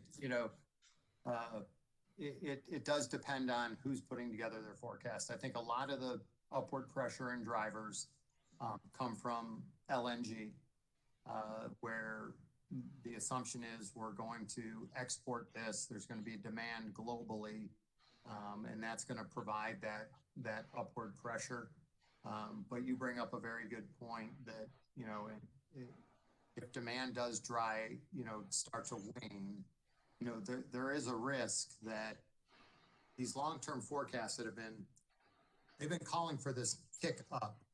Gas has been pretty low for a pretty long time, and we just had a robust debate with Mr. Snowden about I can buy gas today for 10 years at a pretty flat, low price, but then the fundamental forecast says it's going to kick up, right? Because of LNG or regulations or various other factors. The Act 62 says run high, mid, and low scenarios, and that was my point in the holistic nature of this. We had lots of debates about one-directional moves. Nobody talked about what happens if gas really never goes above $4 or $5, and because we're putting that kink in our plans. And I'm not saying that I disagree with that. I'm just saying that you have to stress those in both directions, because I agree with you. There is a risk that demand starts to wane and you still have fairly affordable and that's why a diversified portfolio helps so much too. Right. Okay. I agree with that. And then you mentioned another thing just now too that concerns me a little bit, and that is LNG. And if we don't use the gas here, then there's a strong possibility that it's going to be turned into LNG and shipped elsewhere and burned anyway, which is going to decrease the efficiency of natural gas by, I think I've heard 20 to 25% in the amount of energy it takes to compress and liquefy natural gas that gets basically wasted. And then all of whatever fuel is burned to ship it however many thousand miles to go somewhere else and then be consumed. So I don't know how that's going to play out. It's just kind of another thought that I've had. I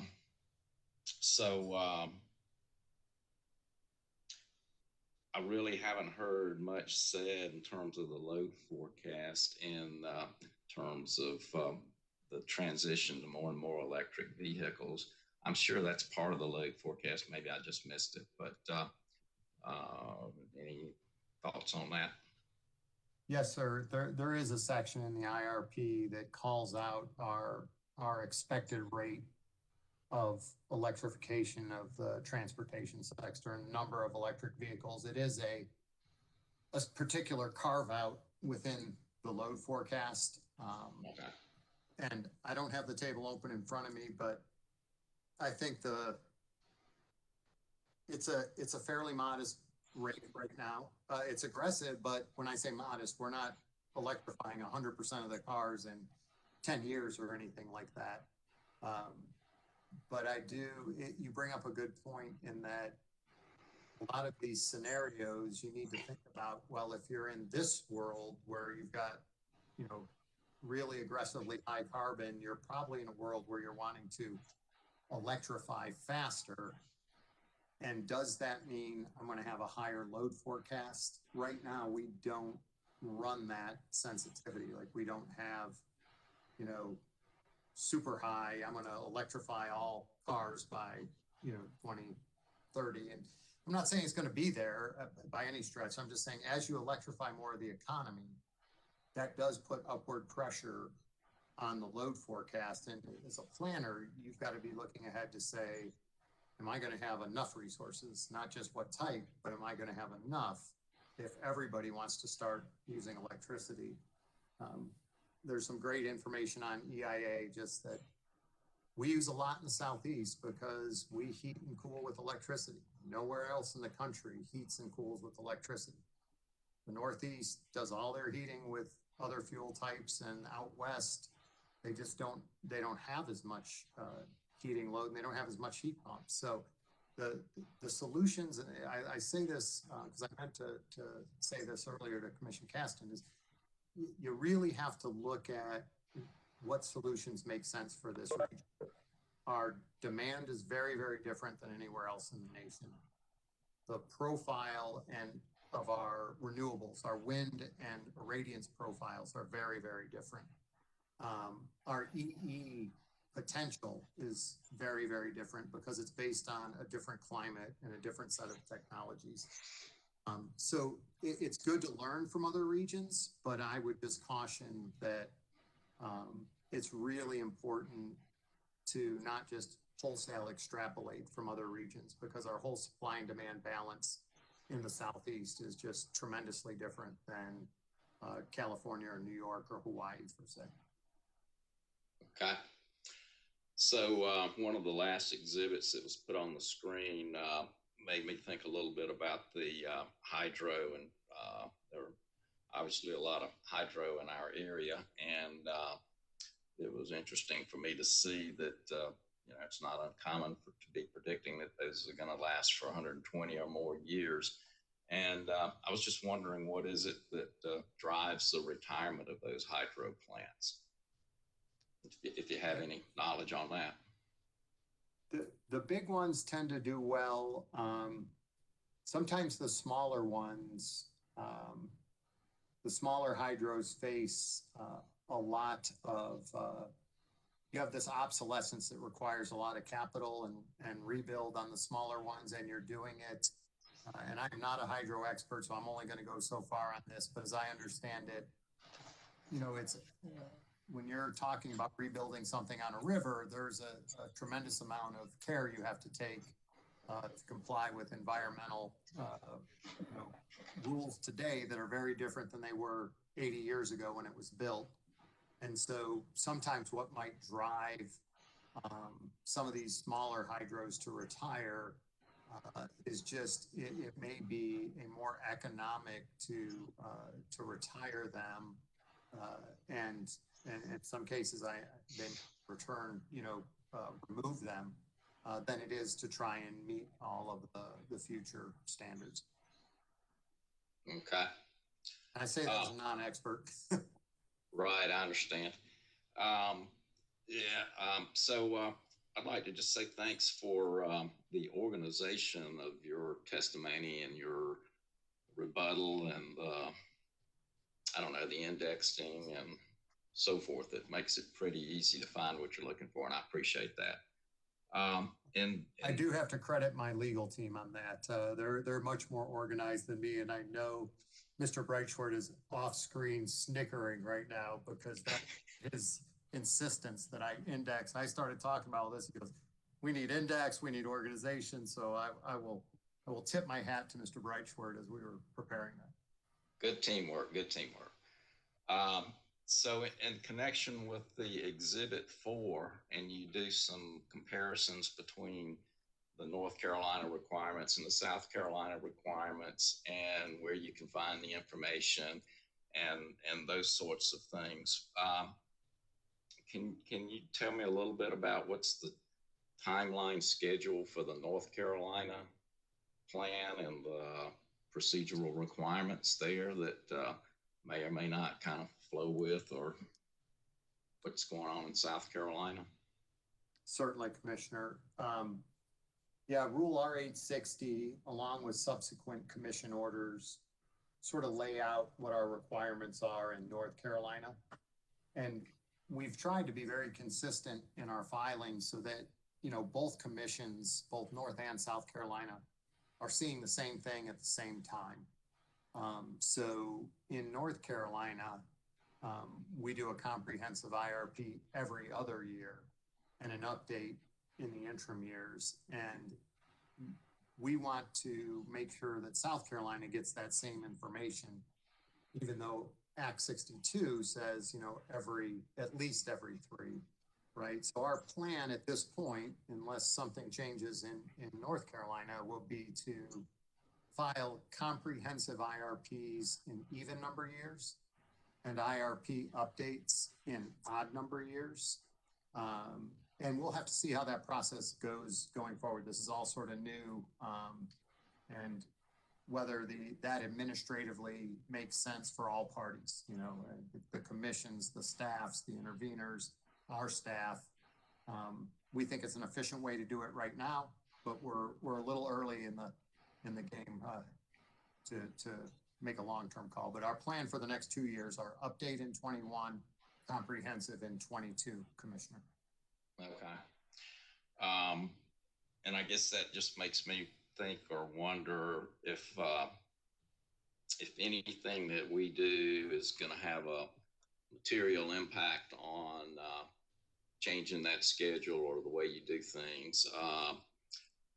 I don't know. I guess I'm just kind of thinking, what can we do to just make the most of what's going on in both states, but at the same time, South Carolina gets to have its independence, so to speak, but try to not add extra undue work that, you know, everybody has to pay for. So if you have any thoughts along those lines, that would be interesting for me to hear.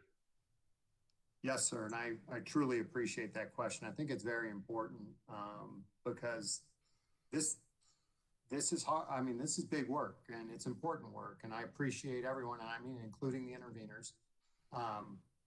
But it's a big lift on everyone's part. And so just thinking of the administration of this, you know, and that's why I've said, you know, if we made some material mistakes that somehow invalidated it, which I firmly believe we didn't, you know, then maybe it's worth going backwards. But on a go forward basis, what I've seen in other jurisdictions and is there are particular issues that may be of interest to this commission that they're balancing how much administrative and cost do I want to place by asking for it and how significant is it, and making that determination.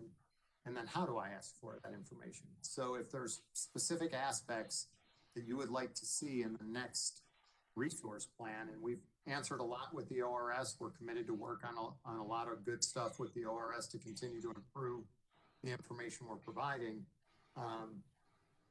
You could put it in your order. We would like to see this sensitivity or this, you know, recognizing the more of that you ask, you know, it's that balancing act. You know, each of these studies can be very expensive and time consuming. So is the study really important to where we're at today, or is it just super academically interesting? And I have to fight myself from trying to do studies that are really academically interesting, but don't have a material impact today. You know, so I'm talking, do I really study 1% versus 3% of something? Probably not. I got bigger fish to fry. But, you know, so if the commission has specific scenarios, specific sensitivities, specific issues that they would like to see, they can put that in the order. I mean, the North Carolina Commission over the years has, based on a point in time, we'd like to see this particular scenario, but maybe not going forward, just for the next IRP. Because if you just keep adding them up, you just end up with a process that gets overly burdensome. So I really struggle. We delivered a banker's box full of materials when we printed these off to the commission for each copy, given all the studies. And, you know, the problem with an IRP is there's I think I use the word almost an infinite amount of interesting stuff you could study, right? It touches every end of the business. We've talked a lot about that over the last week and a half. And so, you know, you can study just about anything. The question is, should you study it, and are you just going to add so much more to the plate that the whole thing starts to become unmanageable? It's not an easy balance, but we certainly want to give the commission whatever it's interested in seeing in upcoming IRPs. We're committed to giving you a fulsome update and then another comprehensive the following year. And if there's things that out of this docket are of interest for this commission, we're committed to make sure we get there. Okay. Thank you. I appreciate that. And that's all I have at this time. Chairman Williams. Commissioner Caston. I thought I was going to let you go, but all this conversation got me thinking about something. Can I ask you a couple other things? You sure can, Commissioner Casson. You know, as I was listening to Commissioner Haddon and thinking about this stuff in general, the IRP, the planning, and I think Commissioner Irvin talked about AI and planning process, but when sooner or later you're going to have to make some capital investments. I mean, real money for real stuff. Correct? Yes, sir. And it's just natural to think about what we know now. You know, coal, gas, wind, solar, and some battery storage. Correct? That is, you deal with the data you have in front of you to solve the problems you have in front of you. So yes, sir, it is natural to go with what you've got in the industry at the moment. And I know there's been a lot of talk about technology, emerging technologies. As I was listening to the questions from Commissioner Thomas, I actually found myself thinking about Blockbuster Video, which you probably remember, I do. which was very popular, as you recall. It was very popular. And then CDs, I think, pretty much did away with Blockbuster. And then something else did away with CDs.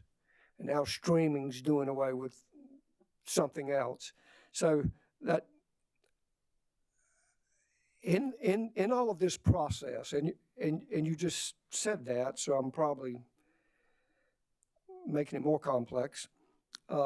There's an infinite number of possibilities that you could put in the IRP. And if you're planning, I use it figuratively, if a plan is developed to say, all right, it's this many electric cars are coming, we're going to do solar here, we're going to do wind here, we're going to do batteries here, we're going to have gas here. And 5 years down the road, 10 years down the road, all of a sudden, instead of just the boom of electric cars, somebody really does a real good, I don't know, fuel cell, hydrogen fuel cell, or something we haven't thought about. How would that affect Duke's plans? Yeah, it's a really good question, because we're in a rapid change in technology at the moment, both on the supply side and the demand side, right? So we just talked about, we want to do everything we can to be pushing the envelope on energy efficiency. But then you've got entire sectors that want to electrify. And over here, you've got today some, solar and batteries are coming to the front. We've heard the earlier witness say they want to grow it from 2.5% to 20%. Batteries are starting to be examined by almost all utilities. But what happens if, you're right, the next great thing comes. And I think that's where my point on, all current assets face a stranded cost risk, right? We don't know, I've been in the industry for a little over 3 decades. I tried to look back a few decades before that, and then you're trying to look out multiple decades. And what you said is exactly right, is what seems to be the technology of today, 3 decades from now, no matter what it is, may not be the technology. When the DVD came out, nobody thought streaming was going to make DVDs obsolescent in a very short period of time. So all technologies face a certain amount of risk. And I do think that's why pace of adoption is very important. I think we all are trying to get to this net zero, but which technology is going to take you there and at which pace? And why having a breadth is important. And if you go all in early on the cost development cycle, you may miss some of the lower cost, better technology that comes out down the road. So, sort of putting this in, and I heard a question with Commissioner Irvin, earlier, we've got to move, we can't stay where we're at today. We have to continue to improve, but if you go all in really early, it can really endanger reliability and affordability. So finding that right pace, what's that right mix, and how do you plan for that, I think is why we do this process every year and a comprehensive every couple of years. We'll continue to do that. And as we get new information and, we filter it in as fast as we can. That answers my question, because I was thinking in those terms, review every year, and then every, 3 years, where are we now? What's changed? Anything we need to tweak, anything we need to modify? Is that correct? Yes, sir. All right. Thank you very much, Mr. Snyder. Any more commissioner questions for this witness? Redirect. Mr. Chairman. Commissioner Urban. Thank you. I have a couple of specific follow-ups for you, sir. I wondered how soon you're going to follow up with the Bad Creek pump storage improvements, so we can get some larger turbine blades in and improve its efficiency. Yes, sir. And I should have those numbers in front of me. I believe we're doing it in 4-year tranches. So we're going to put 65 extra, 65, 65, 65, and we're doing some testing. We may even get more out of those. And if we can, we'll get that in the IRPs. But I think we're through the first one or close to, and it's over the next couple of years. You're going to see Bad Creek having the benefit of these better, more efficient runners that's going to get us an extra 230 megawatts out of that facility, which is it's a very unique asset, and it's a very valuable one. So anything we can do to get more output out of that is a definite win. And I think I've got it in if you want me to look, sir, it's in my short-term action plan, and I could quote those numbers to you now, or if you want. I think I recall it. You had about a 4-year window to get to it, Glenn. And have you identified any other geographic locations in the Carolinas that might be possible sites for additional pump storage? There is a location, and we have a generic pump storage unit in the back end of a couple of our portfolios, the more aggressive portfolios. I will tell you, I'm not the expert in doing this, but to those folks a fair amount. It's a very extensive state and federal process to permit and construct that. We're talking, more than a decade to bring some of that into fruition. But It's certainly worth investigation. There certainly is, unique geography. And we're on the early stages of that, but we do have the spot for it in the Carolinas. Great. You mentioned you need a larger body of water, and of course, Lake Hartwell in the upstate is, I think, the largest body of water in the Carolinas, of over 1,000 miles of shoreline. I don't know if you have the drop that you need for a long run, but if you if you're looking for a larger body of water, I ask you to consider that. Yeah, it is the drop and the difference in the head, top to the bottom, getting that right head pressure. But it's certainly something we're looking at. It's a unique, and again, it's all geographic specific, but it's a unique asset that can provide, and it does help to backstand and follow some of the different renewables that might be coming on the grid. Exactly. The other thing I wanted to follow up on, a couple of years ago, I asked Duke to apply for re-permitting the nuclear plant at Oconee Nuclear, and I was shown a letter, I think, in this proceeding where you indicated that you may be applying for one to extend the permit there. I just saw today in the news that Duke got a great report on nuclear safety. I think you passed, I'm not sure what I'm sure you know what it is, but you came out with a clean report on safety. And I commend you on that. But my question is, how soon can we get those permits, the extension of those permits to the Nuclear Regulatory Commission? I know it's going to take some time to process it.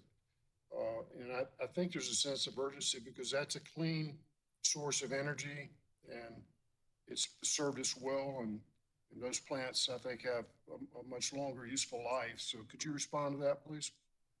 Yes, sir, Commissioner Irvin. The ORS, actually, we had a section in the IRP on that, and the ORS asked for some additional information. I have included that as an exhibit to I was going to see, I think it's 10 or 11.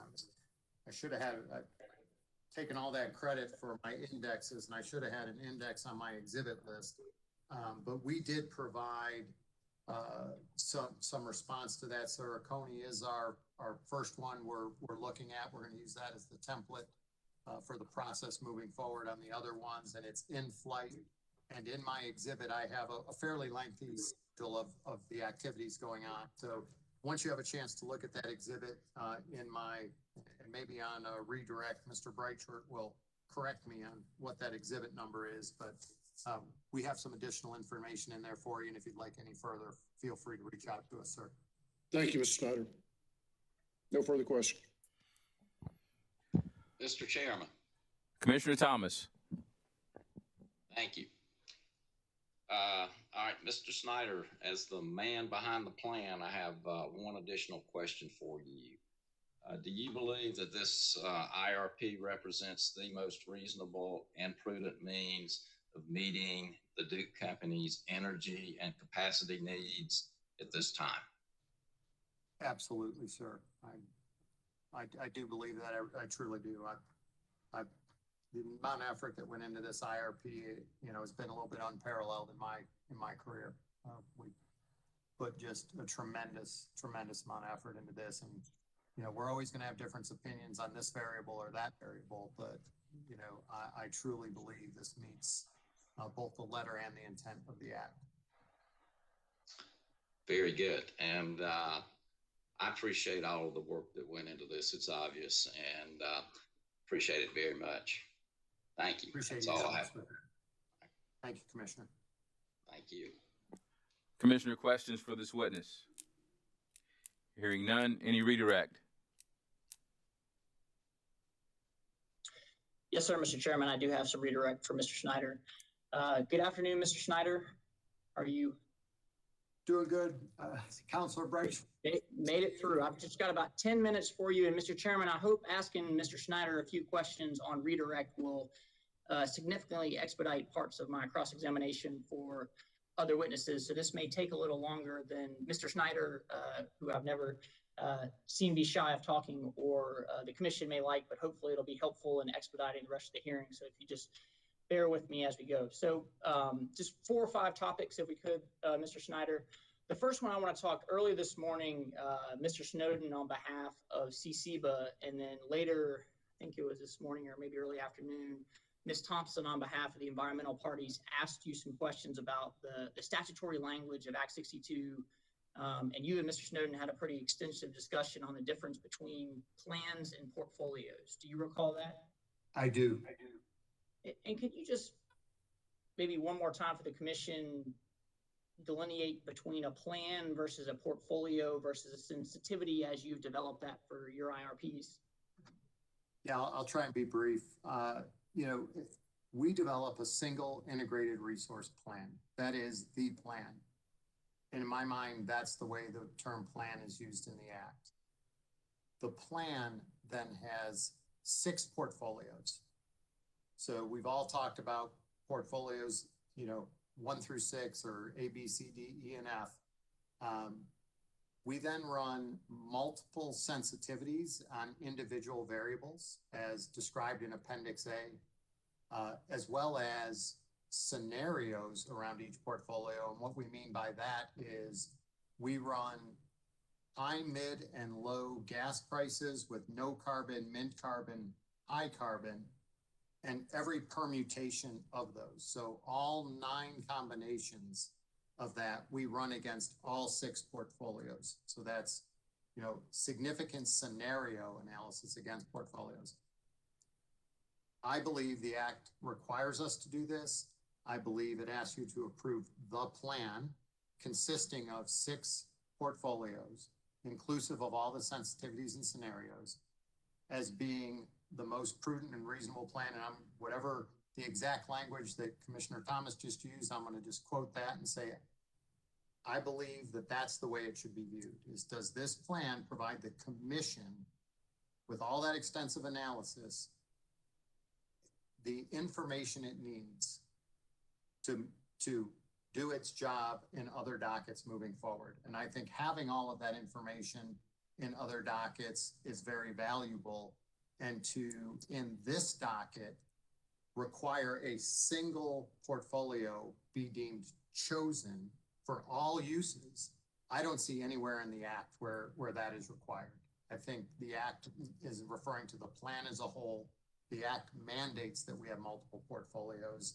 And so I do believe that this is wholly consistent with the letter and intent of the Act. And in no way do I think, you know, the commission is bound to pick a portfolio within that plan. And Mr. Snyder, so that's one of the big controversies between Duke's approach and the clean energy groups, where you're saying the commission should approve your IRP as a total plan, and they're saying the commission must pick one of the 6 portfolios as a preferred plan or the most reasonable and prudent, what you call a portfolio that they're trying to turn into a plan. Is that generally the controversy that is before the commission? That is the controversy, and you know, it somewhat perplexes me because that would then constrain the commission to using that one portfolio for all purposes across all dockets, you know, in considering of information. Like, what if you just want to see, well, how would this particular decision look here or here? I think the commission having the additional information that's contained in the other portfolios is not only appropriate, I think that's what the Act calls for. And I don't see anything in the Act that says you have to pick a portfolio. I think it would actually be harmful to the commission to do so. And I think you mentioned this morning, but you're not an attorney, is that correct? I am not. But you did mention this morning that you were consulted as the Duke Company's IRP expert when the statutory language was being developed for the IRP statute. Is that your testimony earlier today? Yes. Okay, and Mr. Snowden spent some time walking you through some of the language of the statute that you've mentioned your perspective on a couple times without really having the opportunity to walk through it. Is that, you recall that line? I do. Okay. And this is not a exhibit, Mr. Chairman, but this is, I would submit, Mr. Snyder, that this is the IRP statute. Are you able to view my screen here? Yes. Okay. And I think the issue of discussion between you and Mr. Snowden was about what is a plan versus what is a portfolio.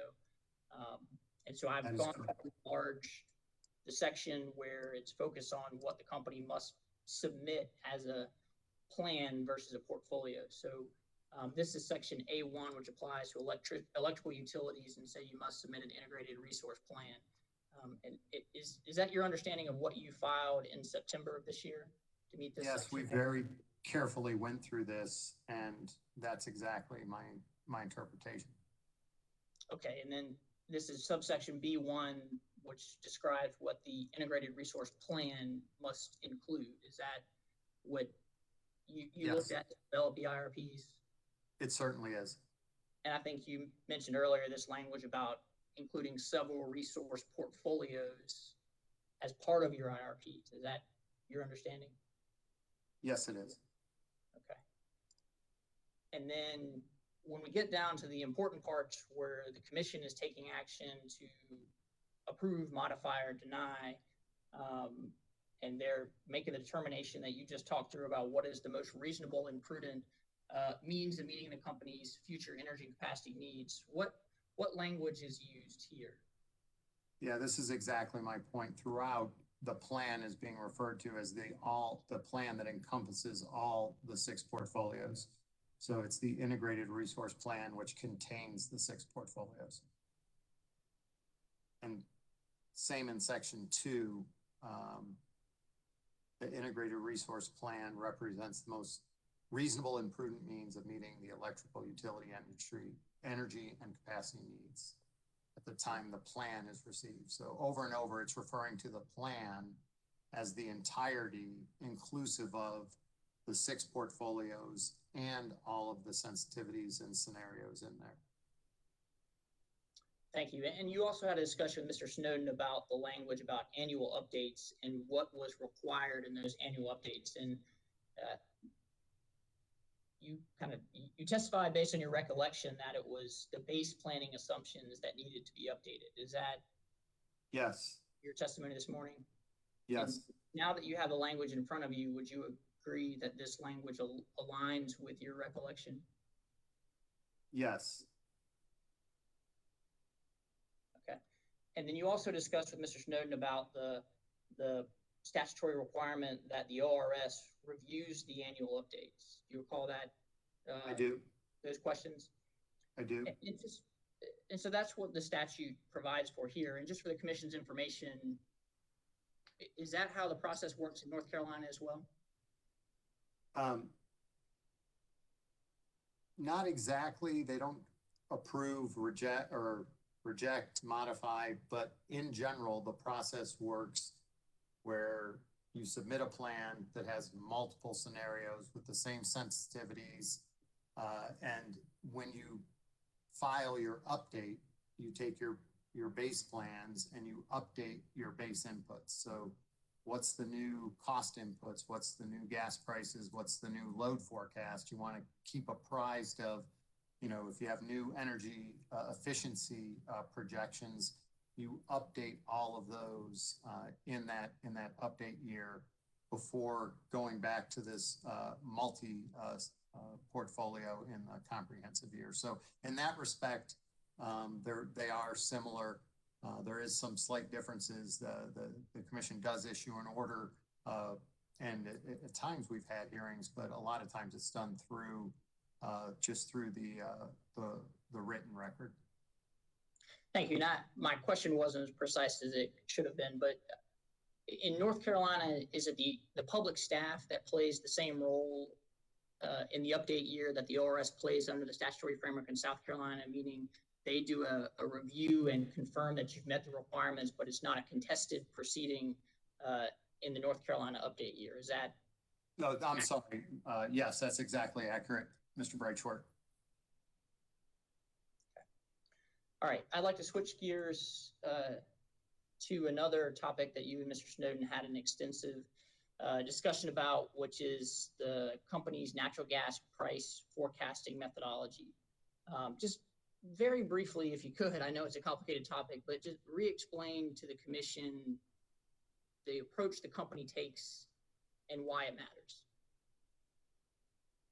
Yeah, we simply go out, we get them regularly. We go out, we get the market price of gas continually. When it comes time to file the plan, we lock that in for 10 years. Mr. Chairman, if I may interrupt, Ben Snowden for CCO, sorry to interrupt. I believe the purpose of redirect is to clarify, questions or issues that were discussed on cross-examination, not to give the witness an opportunity to repeat himself for the benefit of his client.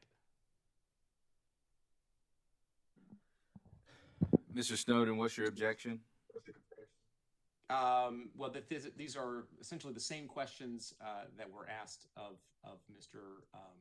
Snyder on his cross-examination, and this is simply giving him an opportunity to sort of repeat his points rather than attempt to clarify any issues that were left unasked during cross-examination.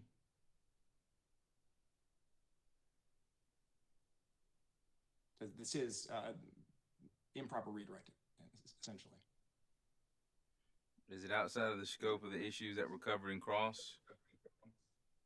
No, sir, it's not outside the scope of the issues. It's simply Mr. Breichford simply asked Mr. Steiner to re-explain or re-answer questions that the same questions that were asked. I asked Mr. Snyder at the outset to explain his the company's approach to forecasting natural gas, and Mr. Breichford just said, "I'm asking you the same question Mr. Snowden asked you." Mr. Breichford, is there an issue that you're trying to clarify out of cross? Mr. Chairman, Frank Ellerby, it looks like Mr. Breichford may have lost his connection now and is not able to respond to the objection. Okay. My production staff is telling me that is the case. We're in recess until 4:15. Thank you, Mr. Chairman.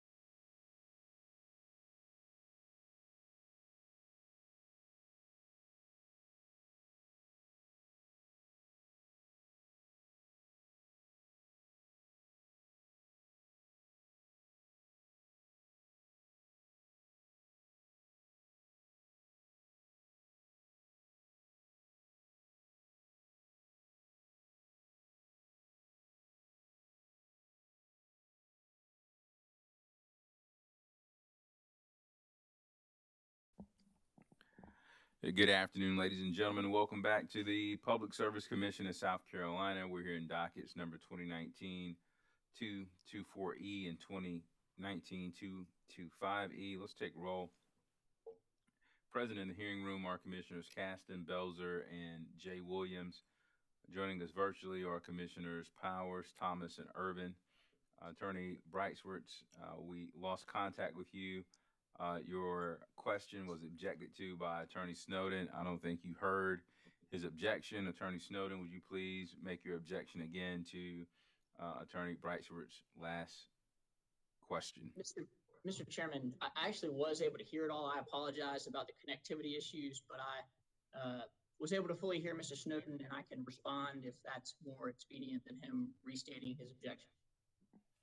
Please do.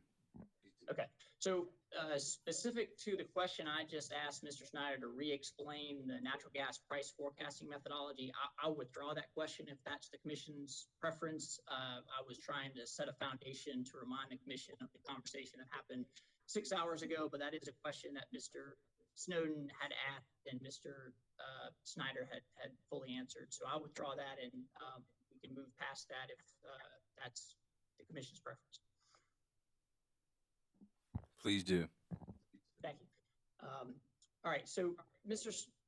Snyder, do you recall during the conversation with Mr. Snowden this morning, there was discussion of whether the company had consistently used the same methodology for both integrated resource planning as well as avoided costs in North Carolina and South Carolina since 2015? Yes, I do. And there was some discussion about whether the approach the company had taken in North Carolina had been litigated. He asked you a question about that. Do you recall that line of discussion?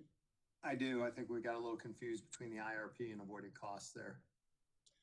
I think we did too. And so I'd like to try to help clear that up. Mr. Chairman, at this time, I'd like to introduce what has been pre-marked and provided to the commission as Lucas Cross Exhibit 5, which I'd like to present to Mr. Snyder as a redirect exhibit at this time. Lucas Cross Exhibit 5, it has not been admitted into the record? No, sir, not at this time. Lucas Cross Exhibit 5 would be entered into the record as hearing Exhibit 47. 48, I'm sorry, hearing Exhibit 48. Thank you. And Mr. Snyder. I'm sorry, this is Ben Snowden. This exhibit appears to consist of a number of excerpts from commission orders and then a couple of pages that purport to be summaries of those orders. We have no way of knowing at this time whether those summaries are accurate, so we would simply object to this this exhibit being admitted to these pages. We would object to those being admitted to demonstrate what the contents of those orders are. Mr. Chairman, Mr. Snowden went through numerous North Carolina Commission avoided cost orders, but never once raised an IRP order this morning. He also introduced hearing transcripts from North Carolina. I will be glad to walk through the painstaking process of quote. Each of these quotes is highlighted and supported in the pages that follow. So as we go through them, it would take probably 15 minutes to go through them in that level of detail. But if that's the commission's preference, and if you sustain Mr. Snowden's objection, then that's what we'll do to establish that these quotes are in fact what we've summarized them to be. If I might suggest we just perhaps hold, if we have a few minutes to review these to verify that these are actually, what is stated in these orders, we might withdraw the objection. So perhaps we could hold off on having it admitted into evidence until we've had the opportunity to do that. Mr. Chairman, would that be an acceptable approach? How long do you need? Oh, I think we can do it on the fly here. So just a few minutes. So Mr. Chairman, I'll just mark it for identification at this point and withhold entering it into the record until the commission is prepared to do so. Or in the alternative, we could also just stipulate that the orders say what they actually say. The orders themselves do.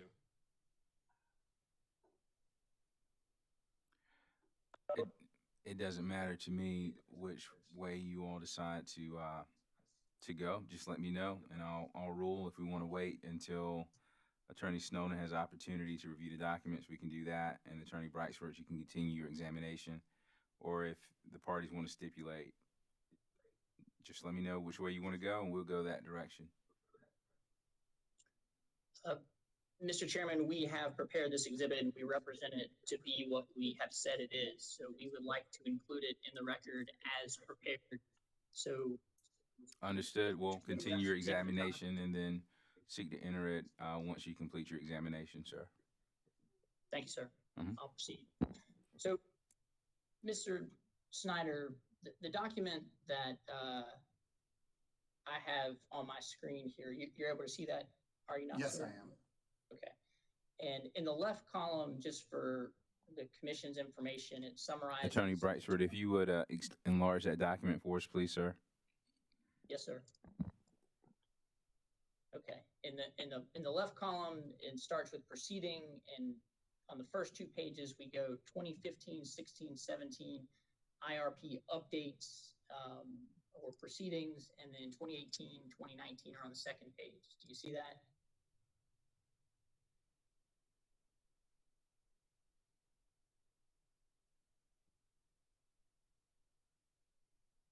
Oh, I'm sorry. I thought you were asking the Commissioner. I was waiting.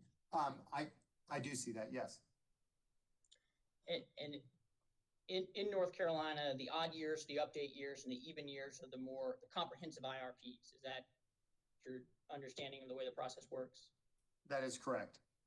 And you were responsible for the IRPs in each of these years, 2015 to 2019, that were filed in North Carolina. Is that I was. Accurate? Yes. Okay. And I think you testified to this previously, but just so it's clear for the record, the company from 2015 to 2019 used the same natural gas price forecasting methodology in its IRPs in each of those years. Is that accurate? Yes, we used 10 years of in each of those. Okay, thank you. And I will represent to the commission and to counsel for CCBA, and we can walk through this in detail if that's needed, but that the far right column are the commission order name and docket number from the North Carolina Utilities Commission, as well as the pages that we've included in this exhibit.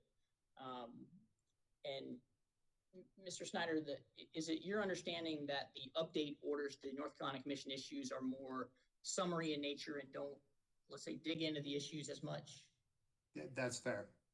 And so really the 2016 and 2018 orders are the more substantive orders of the North Carolina Commission. Is that accurate? That is correct. Okay. And so this language here is the language from this 2016 North Carolina order, which, let me ask this, you were involved in that proceeding, so you would have some familiarity with that order? Yes.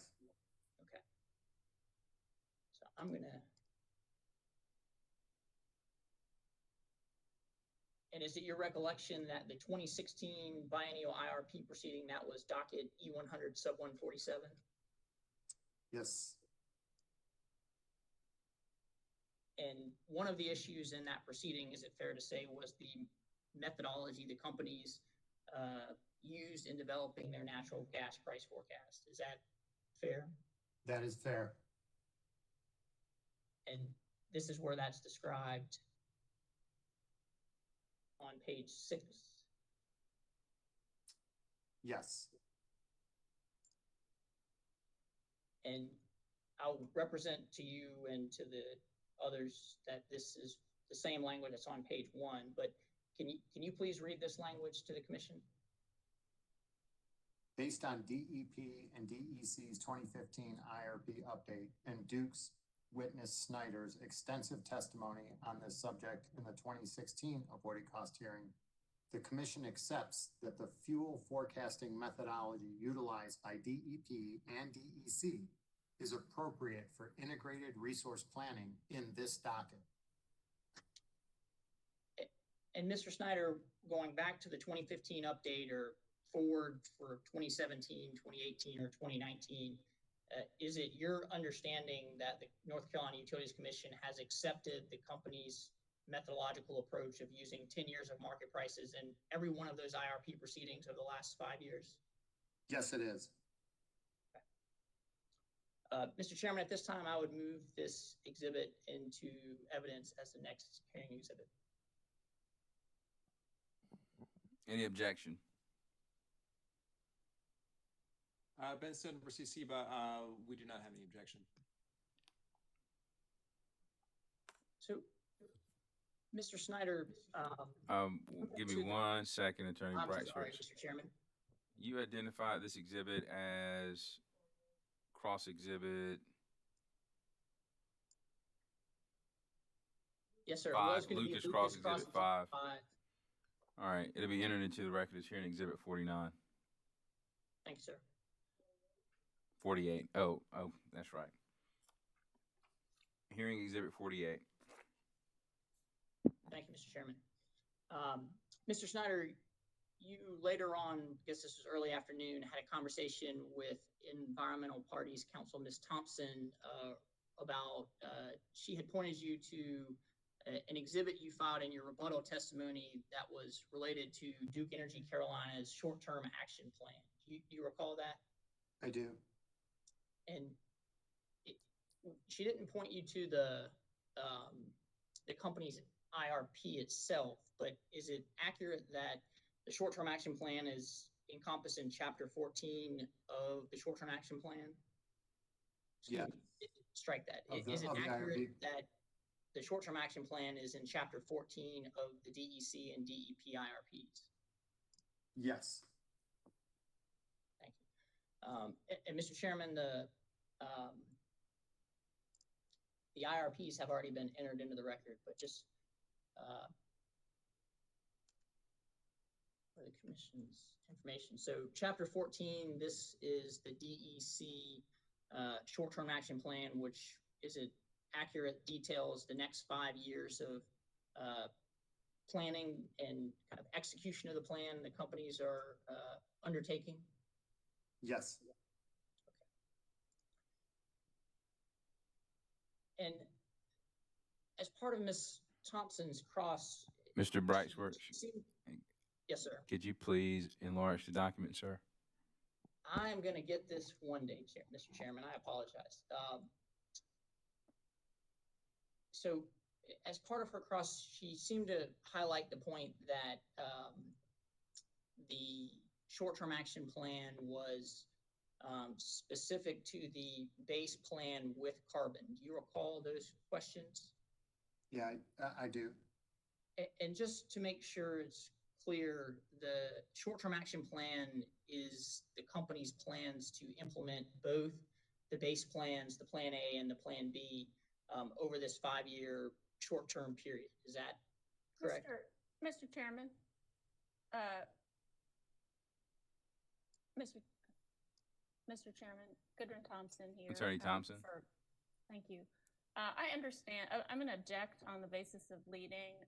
I understand the temptation to lead the witness on redirect, but I don't believe it's, I believe Mr. Brightsworth's questions are improperly formulated, and I would object on that basis. I can reformulate the question, Mr. Chairman, if that's helpful to move us along. Thank you, Mr. Brightsworth. Thank you. Mr. Snyder, this is, would you agree that this is page 119 of your integrated resource plan? Yes, it is. And this sentence here that says, a summarization of the capacity resource changes for the base plans in the 2020 IRPs is shown in table 14 below. Do you see that? I do. And what is the significance of saying that this summarization of the short-term action plan applies to both base plans?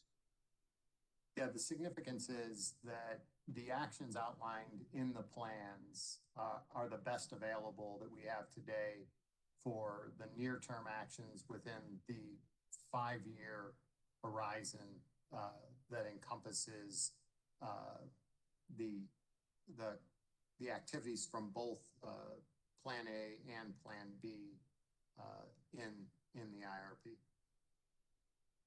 Thank you.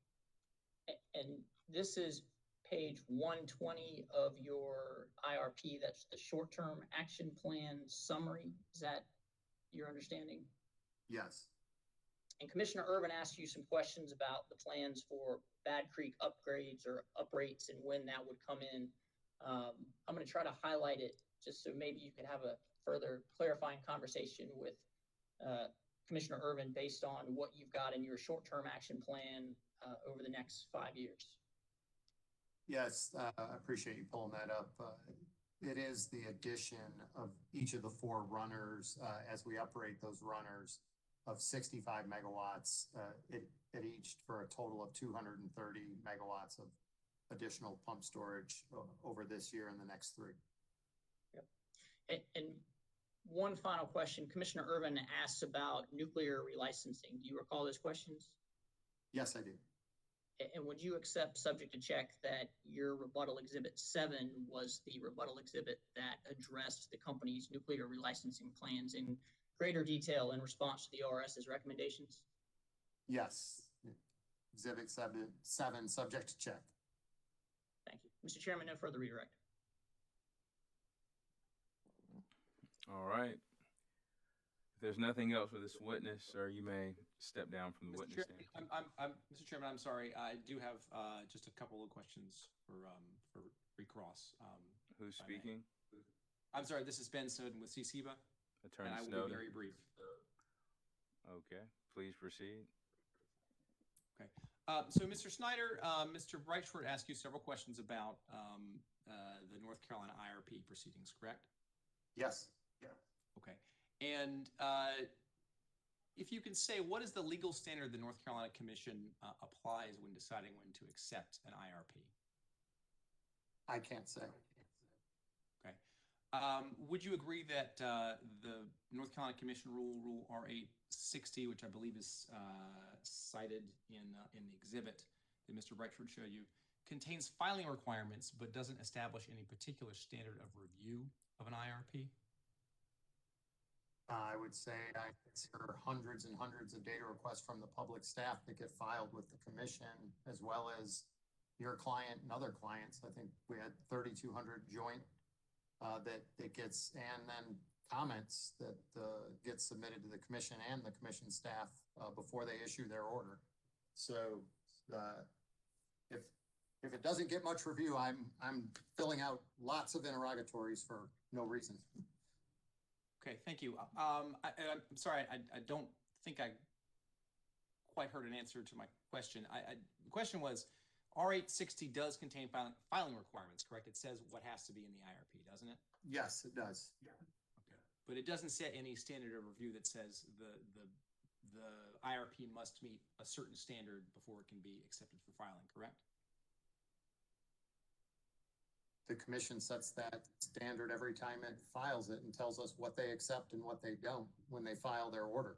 We do get an order, I guess, as well. I'm sort of losing you, Mr. Snowden. We get an order out of the North Carolina Utility Commission every year that we're obligated to follow. And if there's any deficiencies that they see that they feel need to be addressed or issues, they put that in their order. So there's extensive discovery, extensive comments filed.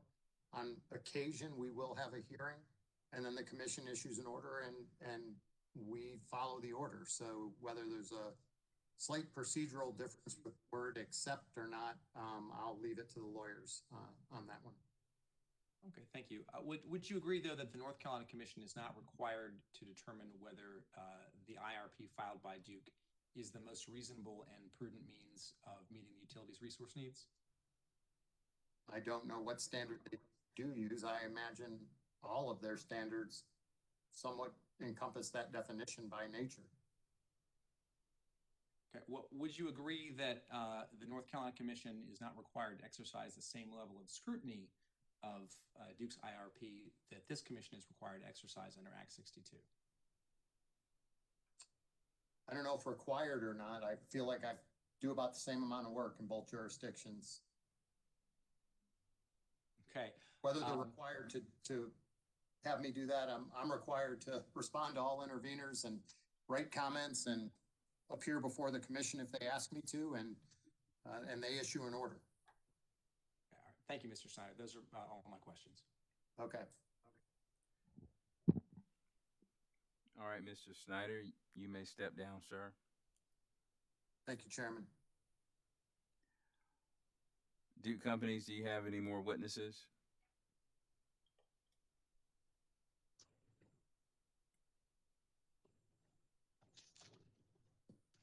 Mr. Chairman, I apologize. I've lost my jacket.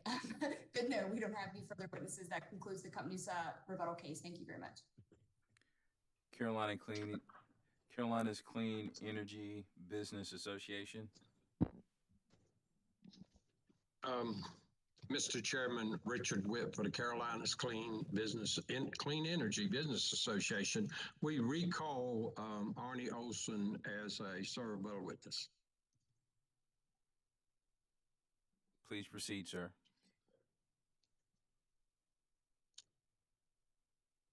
Thank you, Mr. Chairman. Just for the record, Mr. Olson, you've already provided direct testimony in this docket, is that correct? Yes, it is. Did you prepare, be prepared servable testimony consisting of 14 pages? Yes, I did. Do you have any changes to that testimony? I do not. Mr. Olson, if I ask you the questions in your servable testimony today, would your answers be the same? Yes, they would. Mr. Olson, do you have two servable exhibits, A01 and A02? Yes, I do. Mr. Chairman, we would like to move Mr. Olson's servable testimony into the record as if given from the stand. Mr. Olson's servable testimony will be entered into the record as if given orally from the stand. Thank you, Mr. Chairman. We would also like to move Mr. Olson's servable exhibits A01 and 2 into the record. Exhibits A01 and 2 will be marked for identification purposes and entered into the record as hearing exhibit 49. Thank you, Mr. Chairman. Mr. Olson, do you have a prepared summary of your servable testimony? Yes, I do. Would you give that at this time? Yes, I would.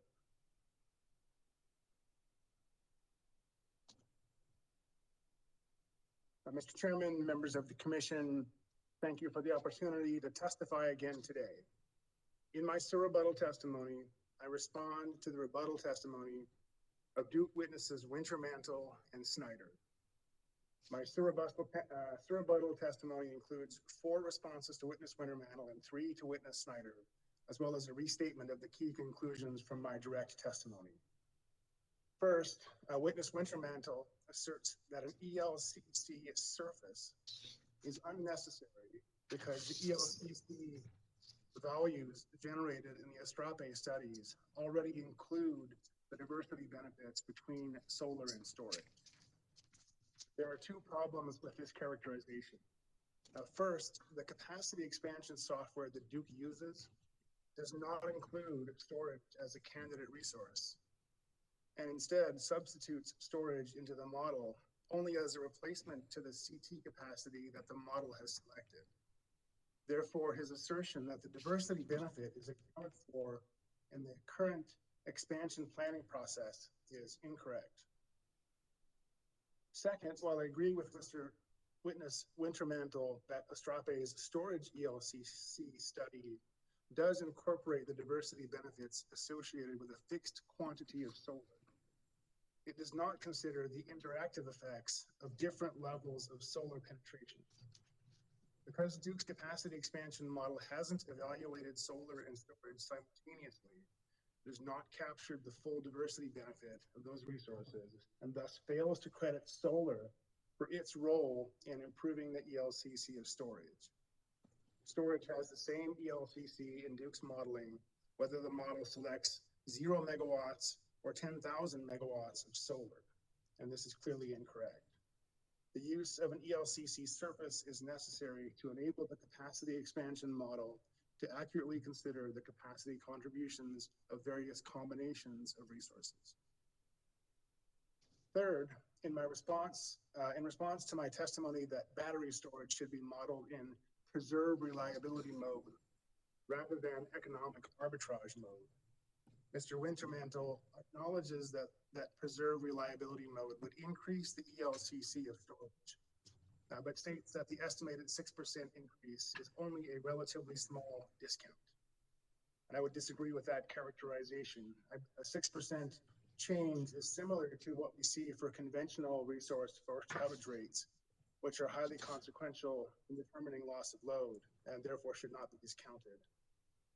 And fourth and finally, in response to my testimony that solar and storage ELCCs increase naturally when load grows, witness Wintermantel did not disagree. He instead states that 2040 should not be used as a test year for the ELCC study because it is outside of Duke's 21 to 35 planning horizon. However, he provides no justification for the use of 2024, which would result in the ELCCs being calculated at nearly the lowest load levels for the entire planning horizon. The most accurate solution to this would be for Duke to define ELCCs as a function of load rather than as a fixed value for all time. If this is not possible, I recommend the use of a year later in the planning horizon to reflect the impact of utility load growth. If the commission is of the view that the load planning year should fall within the planning horizon, then I recommend the use of 2035. In response to witness Snyder's rebuttal testimony, I first respond to his assertion that it is unnecessary for Duke to use the UCAP rather than ICAP method for calculating capacity credit of thermal resources like gas and coal, as I recommend. Witness Snyder does not dispute my testimony that using the ICAP method overvalues thermal resources like natural gas or coal relative to solar and storage. Rather, he suggests that it would be challenging for Duke to move from the ICAP to the UCAP method and that new thermal plants have low forced outage rates. In response, I note that my direct testimony offered a very simple workaround that levels the playing field for renewable and storage resources, and that again, thermal forced outage rates are not inconsequential and should not be ignored. Second, I discussed Duke's focus only on the winter planning period in the context of ELCC calculation. Witness Snyder agrees that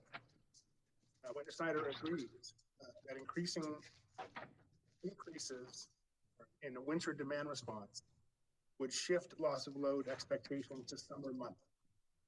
By focusing only on the winter months, Duke in effect is assuming that summer outages do not matter, which is certainly not the case. The generation mix on the system plays a large role in the net load that must be served and the seasonality of loss of load events. And a winter peaking system can still have capacity constraints in the summer and vice versa. These dynamics can only be represented properly using an annual ELCC value that takes into account the capacity contribution of resources in both the summer and the winter. Duke's focus on only winter planning inappropriately discounts the capacity contribution provided by solar. Third, I address witness Snyder's assertion that a sequential approach is appropriate for modeling energy storage. In Duke's approach, a capacity expansion model is run first, which considers solar and conventional resources. And storage is modeled in a later stage with an hourly production cost model, using the portfolio selected by the capacity expansion model. While I agree that using an hourly dispatch model is necessary to accurately evaluate all the potential economic benefits of energy storage, Duke's approach again does not enable the capacity expansion model to capture the diversity benefits of adding solar and storage together, and thus undervalues solar. The diversity benefits that solar provides include both the capacity contribution benefit through an ELCC surface, as noted earlier, and also the economic benefits of potentially significant quantities of zero marginal cost energy that can be used for charging. And finally, I restate my conclusions and recommendations from my direct testimony and note that none of my initial recommendations have changed after reviewing the rebuttal testimony of Duke's witnesses. Most importantly, Duke should be required to use a capacity expansion model that conducts single-step optimization, modeling all resources at the same time rather than evaluating them in sequence. This process, coupled with the use of an ELCC surface to efficiently capture the synergies between resources, will help ensure that Duke is accurately evaluating all resource options, including solar and storage, to determine the most reasonable and prudent plan.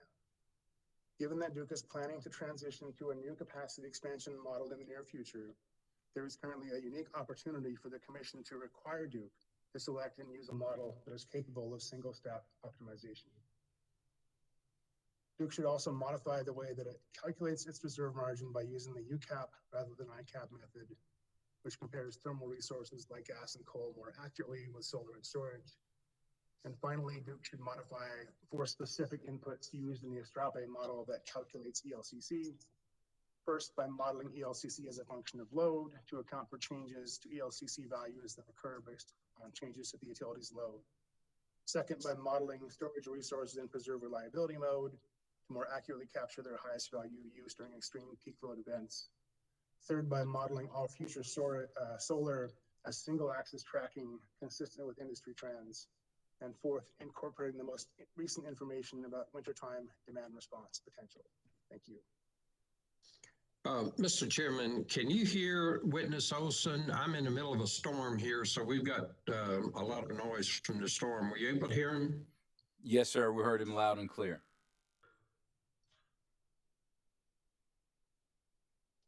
I'm sorry? Yes. Thank you. Thank you, Mr. Chairman. Mr. Chairman, we're now going to deal with the additional rebuttal that was provided by the company. And we've had to do this since Friday, so we're going to do this with a series of question and answers, if that's okay with you, Mr. Chairman. Please proceed. Thank you, Mr. Chairman. Mr. Olson, Witness Roberts talked about how solar cannot provide regulation. Do you recall that? Yes, I do. Mr. Olson, first of all, can you explain what regulation is for the Commission? Yes, I can. Yes. Actual electric load varies from second to second and from minute to minute. And a power system, therefore, needs resources that are capable of modulating their output, ramping up and down to follow load in real time. And regulation is a technical term used to describe this so-called essential grid service provided by generators.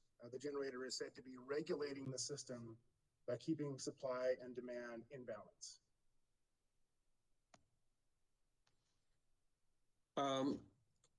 Witness Olson, solar output is also variable as well, isn't it? Yes, it is. In addition to load variability, solar resource also has variability in its output. Thank you. How does solar affect a utility's need for regulation? So the traditional view of solar is that it adds to the need for regulation. Solar adds variability to the system, thereby increasing the system's total need for regulating resources. However, I want to stress that this effect is not as large as one might think at first blush. And this gets into some complex statistical issues. But the gist is that the effect is not strictly additive because solar varies in a way that's independent from the way that load varies. And what that means is that the total regulation need from solar and load together is less than the sum of regulation need calculated for solar by itself and regulation need from load calculated by itself. And you might visualize this like the impact of a lot of people walking across a bridge. As long as everyone's walking at their own pace, the bridge can easily accommodate the impact of the footsteps of all of the people on the bridge. But if everyone jumped up and down at the same time, that would place a lot of stress on the bridge when their feet come down, and that would potentially endanger the bridge, and it might run the risk of collapsing. All right, thank you. Witness Roberts also stated that solar cannot provide regulation, which means that solar cannot ramp up and down to follow load. Do you agree with that statement? No, I do not. That statement is based on an outdated view of solar that assumes that all solar is so-called must-take, which means that all of the output of the solar must be delivered to the utility at all times. The reality is that modern solar power plants can be operated very flexibly and can themselves provide nearly all of the essential grid services that the system needs for reliable operations. Mr. Chairman, as I stated, we put this survey together after the chair's ruling at the end of the hearing on Friday. And Attorney Burns is assisting. He will share the exhibits and I'll do the Q&As. And the next, the exhibit we want to share is page 17 from A01, which is a chart.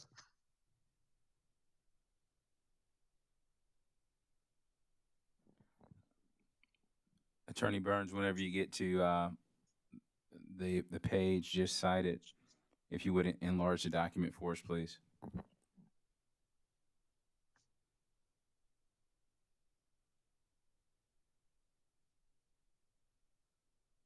Thank you. Mr. Olson, do you recognize the chart that's shared? Yes, I do. Can you comment on it? Yes, sir. Yes. So this is a chart that demonstrates a utility scale solar power plant that's operating under so-called automated generation control, or AGC. That's where the power plant receives signals from the control center and responds to those signals of the kind that would be needed to provide regulation service.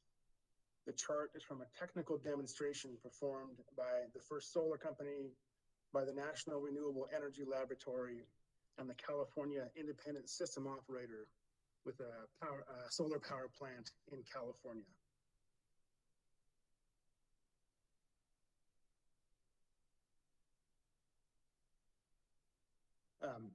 And what the chart shows is the performance of a solar power plant over the course of 23 minutes or 1,400 seconds. The green line on the top is the maximum potential solar output from the power plant based on measured solar irradiance during that period. The orange line at the bottom is the scheduled level of production from that system.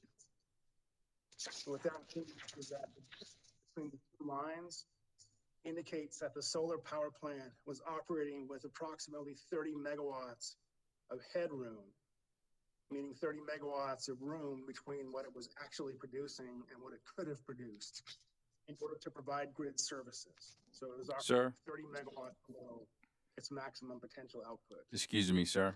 If you would pause for a second. There's some type of email that we're seeing on the screen. All right. There we go. Yeah. So there's the orange line at the bottom, the green line at the top, and 30 megawatts in between them where the solar power plant takes place. So then next I'd like to direct your attention to the red line that bumps up and down during this interval. It's a little bit hard to see because it's behind the yellow line most of the time, which is important, and we'll come back to that. But the red line is the commanded level of output from the solar plant. And this commanded level of output was derived from an actual historical AGC signal sent from the California ISO to a regulations certified resource of similar capacity.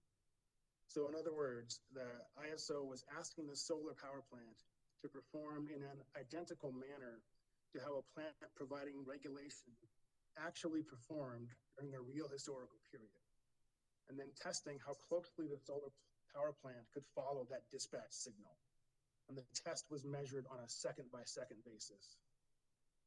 And then finally, I'd like you to observe the yellow line on the chart. So the yellow line is the actual output from the solar power plant. You can see visually that the solar power plant matched the dispatch signal very precisely, demonstrating the capability of the project to provide the regulation service as commanded by the system operator's AGC signal. Mr. Olson, were there other tests that the demonstration performed? Yes, this same test was performed many different times, in many different time intervals, different times of day, and under different solar conditions. Additional testing was performed for other grid surfaces. It was the entire demonstration project was very, very rigorous in terms of its testing of the ability of the solar power project to provide services. Thank you. We now sharing table 2 and table 3, and starting with table 2, can you first describe what table 2 shows? Yes, table 2 summarizes the performance of the solar power plant in following the dispatch signal. The table shows that the plant followed the AGC signal with 93.7% accuracy during a time interval at sunrise, 87.1% accuracy during midday, and 87.4% during sunset. Again, the performance was measured on a 1-second basis. Thank you. Mr. Olson, what does table 3 show?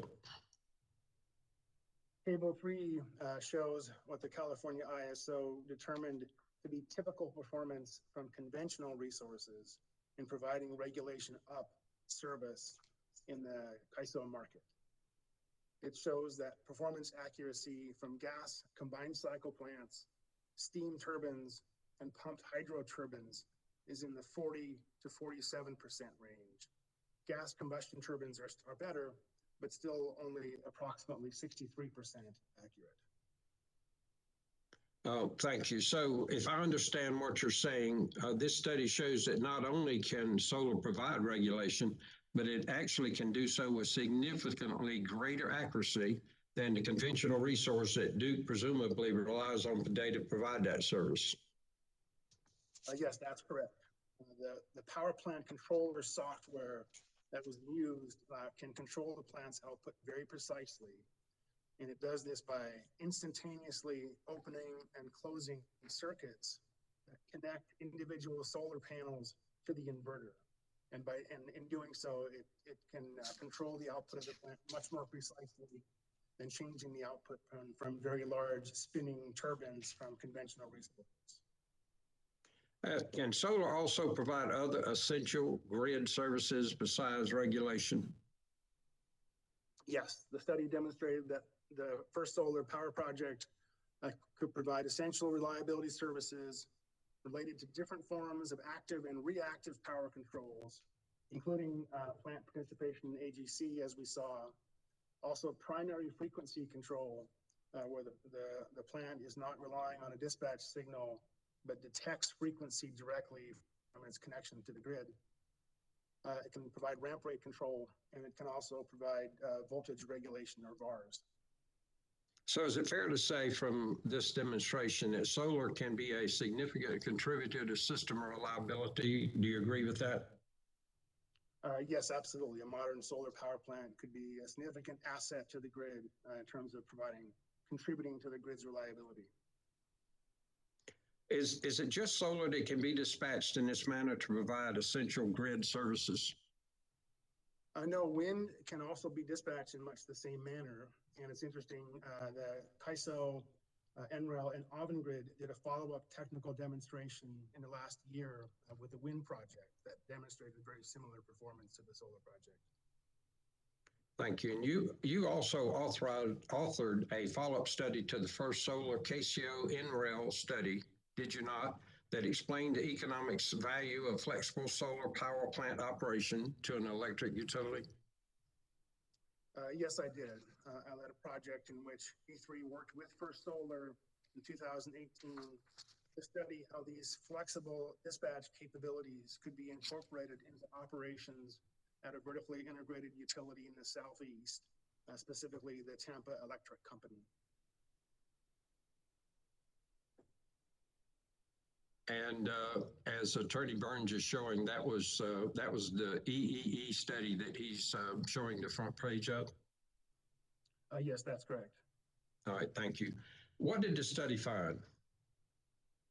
We found that dispatching solar optimally is the best way for the utility to get the most value for ratepayers from solar power plants. Specifically, the old-fashioned way of looking at solar as a must-take resource is fine up until the resource, solar is maybe 15% approximately of the utility's annual energy supply. And if I did my arithmetic correctly, that would equate to maybe 8 to 10,000 megawatts of solar on combined Duke systems. But when you get beyond that, flexible solar dispatch becomes increasingly valuable to the utility. What do you mean by flexible solar dispatch?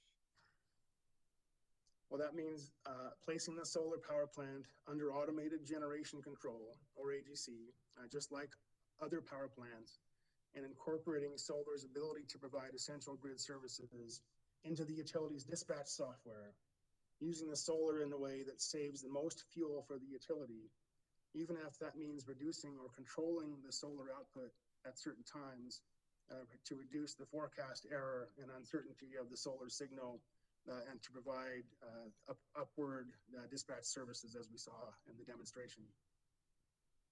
To the best of your knowledge, is Duke considering either the reliability or the economic value of the flexible solar dispatch in its IRP studies?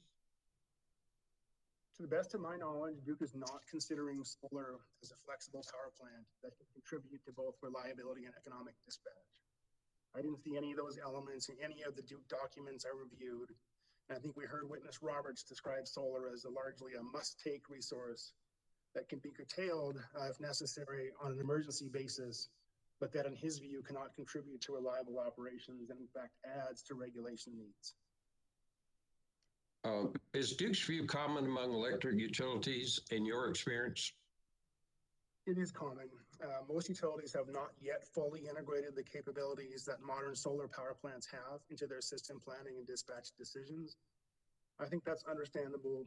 Most utilities don't have enough solar on their systems to where solar dispatch becomes important. It's better to just be able to absorb all of the solar if you can. But the most advanced utilities and system operators like Xcel Energy, like Midwest Independent System Operator, the Southwest Power Pool, and the CAISO and others are beginning to look closely at these capabilities. And this will be increasingly important throughout the industry as the share of wind and solar grows on the system. And all of this is without considering energy storage, is that correct? Yeah, that's correct. Both wind and solar projects can be dispatched flexibly, providing essential grid services and saving fuel relative to being operated in a must-take mode, even without energy storage. Adding batteries to a project or to the system would, of course, only increase its ability to be dispatched flexibly. I'm now going to direct you to Robert's Direct Exhibit 3, which Attorney Burns is sharing and is going to enlarge. There you go. Mr. Roberts showed this graphic during his testimony of a winter week in which the thermal power plants were dispatched at high levels to meet peak loads. Do you recall that? Yes, I do. Well, while solar plants can be dispatched flexibly, there's one thing they cannot do, which is generate energy when there is no sunshine. Is that fair to say? Yes, that's correct. Solar plants do have the fundamental and easy to understand disadvantage that they can only generate when the sun is shining. Is it fair to conclude that solar wasn't much of help during that event? Yeah, it's clear that solar production is low during the middle few days of this period, particularly February 11th through the 15th. And we wouldn't expect solar really to make a huge contribution during a wintertime cold weather event, particularly in the case where the load peaks during the time before sunrise. Looking at the chart, do you have any reason to believe that this week is extremely unusual or severe in terms of a peak demand event? So as far as I'm aware, while this event led to high loads on the Duke system, it was not such an extreme event like the one we saw in Texas, where many natural gas plants were out of service all at the same time due to unforeseen events or events that couldn't reasonably have been foreseen. So is it fair to say that this type of week is within the type of conditions that Duke considers in their IRP? Yes, so to the best of my knowledge, this is exactly the type of event that Duke anticipates and plans its system carefully to be able to meet throughout its IRP process. How does Duke take this type of event into consideration in its IRP modeling? So Duke uses the SERV-M model to calculate a planning reserve margin, or PRM, that the companies use to ensure that they have sufficient generating capacity to avoid loss of load events, subject to a loss of load expectation, or LOLE, standard of 1 day in 10 years. Or more precisely, Duke hires a Strape to study its system and develop a PRM using SERV-M. All right, concerning the Strape, to the best of your knowledge, is the type of event shown on this chart considered in the Strape studies? So I haven't studied all of the events represented in Astrape's database of 39 weather years in detail, but based on my experience, this is the type of event that Astrape would be attempting to simulate well in its study. So that is to say, Astrape's process for assembling data and constructing the load, wind, and solar shapes for the 39 weather years in its database would attempt to replicate the frequency, intensity, and duration of both cold and hot weather events, and then evaluate Duke's system's ability to meet load under these events, subject again to a standard based on a maximum allowable frequency of load shed events of once every 10 years. So is it fair to say that this chart doesn't really show a new and different type of reliability event, different from what Duke is already considering in its IRP studies? Yes, that's correct. So these types of events, based on, to the best of my knowledge, are already baked in to the PRM and ELCC values that come out of the Astrape studies. So I wouldn't view the charts as providing new information. I would view the chart as providing intuition and a confirmation for the Duke, for the Astrape results for the Duke systems. Is it correct to say that Astrape studies show very low ELCC values for solar in the wintertime? Mr. Yes, Chairman, that's correct. it's Rebecca Doolin.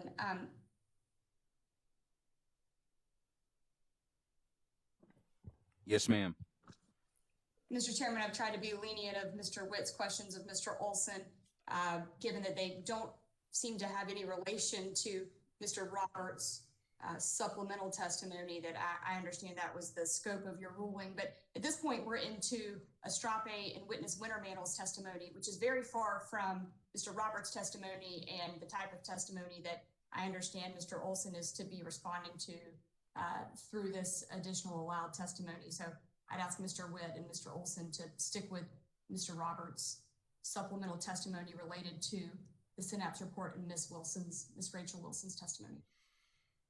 Mr. Chairman, it's rebuttal. It's a response to issues that were related to rebuttal testimony, not verbatim what was stated in the direct testimony, but it's rebuttal. It's the issues that were raised. And certainly after what we've gone through on this additional rebuttal that was allowed, I think we should be allowed to respond to those issues, Mr. Chairman. Mr. Chairman, if I may be heard on Mr. Witt's point. Yes, ma'am. I believe this portion of Mr. Olson's testimony is we're no longer in rebuttal. He gave a summary of his rebuttal testimony to begin with. And at this point, we're in what I consider to be supplemental testimony or additional testimony that's particularly supposed to be responsive to that which Mr. Roberts gave earlier this week. I understand that was your ruling, Mr. Chairman, that the interveners had the opportunity upon motion to have their witnesses respond to the additional testimony that Mr. Roberts gave, specifically in response to the Synapse report and Ms. Rachel Wilson's testimony. Mr. Chairman, it's still all rebuttal, and I think it's very helpful for the commission to hear this. Well, I appreciate that, Mr. Witt, but we seem to be straying away from what I thought my ruling was. If you could just move on and get through your SARE rebuttal or supplemental SARE rebuttal. Thank you. Thank you, Mr. Chairman. Actually, that will then conclude our SARE rebuttal, and the witness is available for questions from the commission and cross-examination. All right. Duke Companies.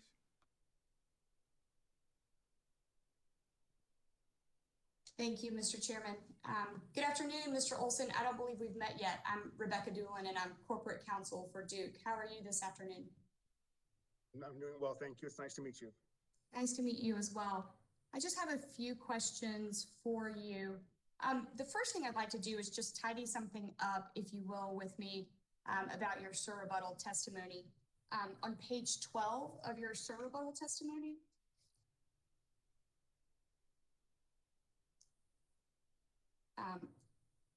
I'm at lines 16 and 17, and I believe this point was also made in your direct testimony with regard to the seasonal outage rates that were requested from the company. Are you familiar with that portion of your SARE rebuttal testimony?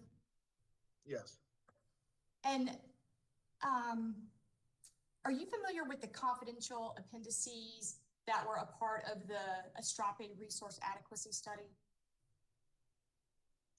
I understand that there are some appendices, but I'm not familiar with them because we didn't view them. And I will share my screen, but I'm going to share the public version of those just to keep this moving along. Bear with me just one moment.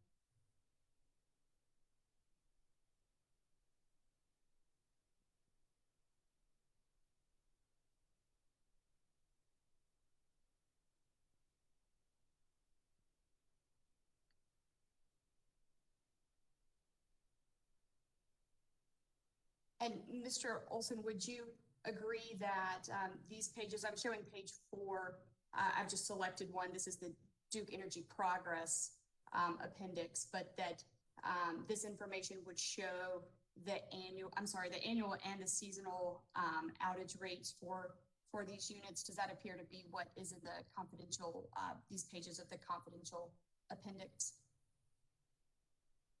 Yes, that's what this appears to be. Okay, great, thanks. I just wanted to clear that up for the record. And a few other questions. I wanted to talk to you a little bit further about the testimony that you just gave.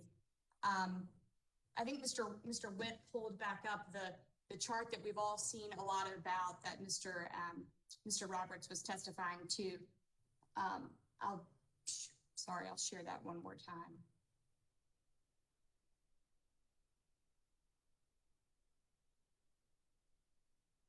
I believe this is here in Exhibit 31.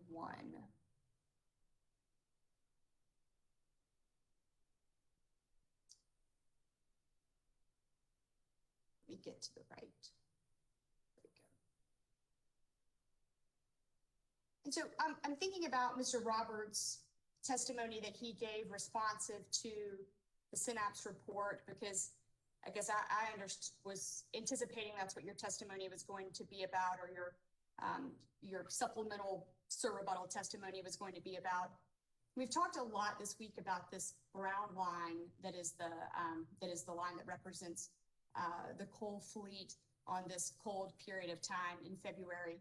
And so I'm trying to piece together this exhibit that Mr. Roberts spoke to, and then the two studies that you introduced as part of your, I'll just call it your supplemental testimony, meaning that which you gave today for the first time.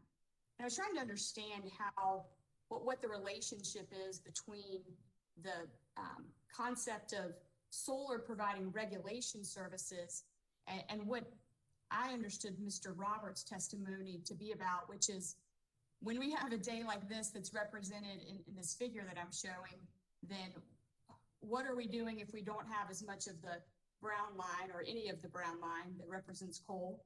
And what are we doing to see that grandma is able to stay warm during that period of time? And Mr. Roberts' concerns about how he's going to operate his system. Can you help connect those dots for me? Because I didn't follow any connection there. Attorney Doolin, would you please enlarge your document, please?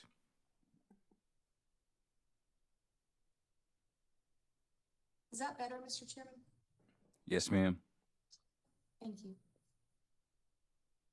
Yes, so I heard Mr. Roberts talk about two different kinds of system reliability. One in which solar is a variable resource that cannot provide regulation service.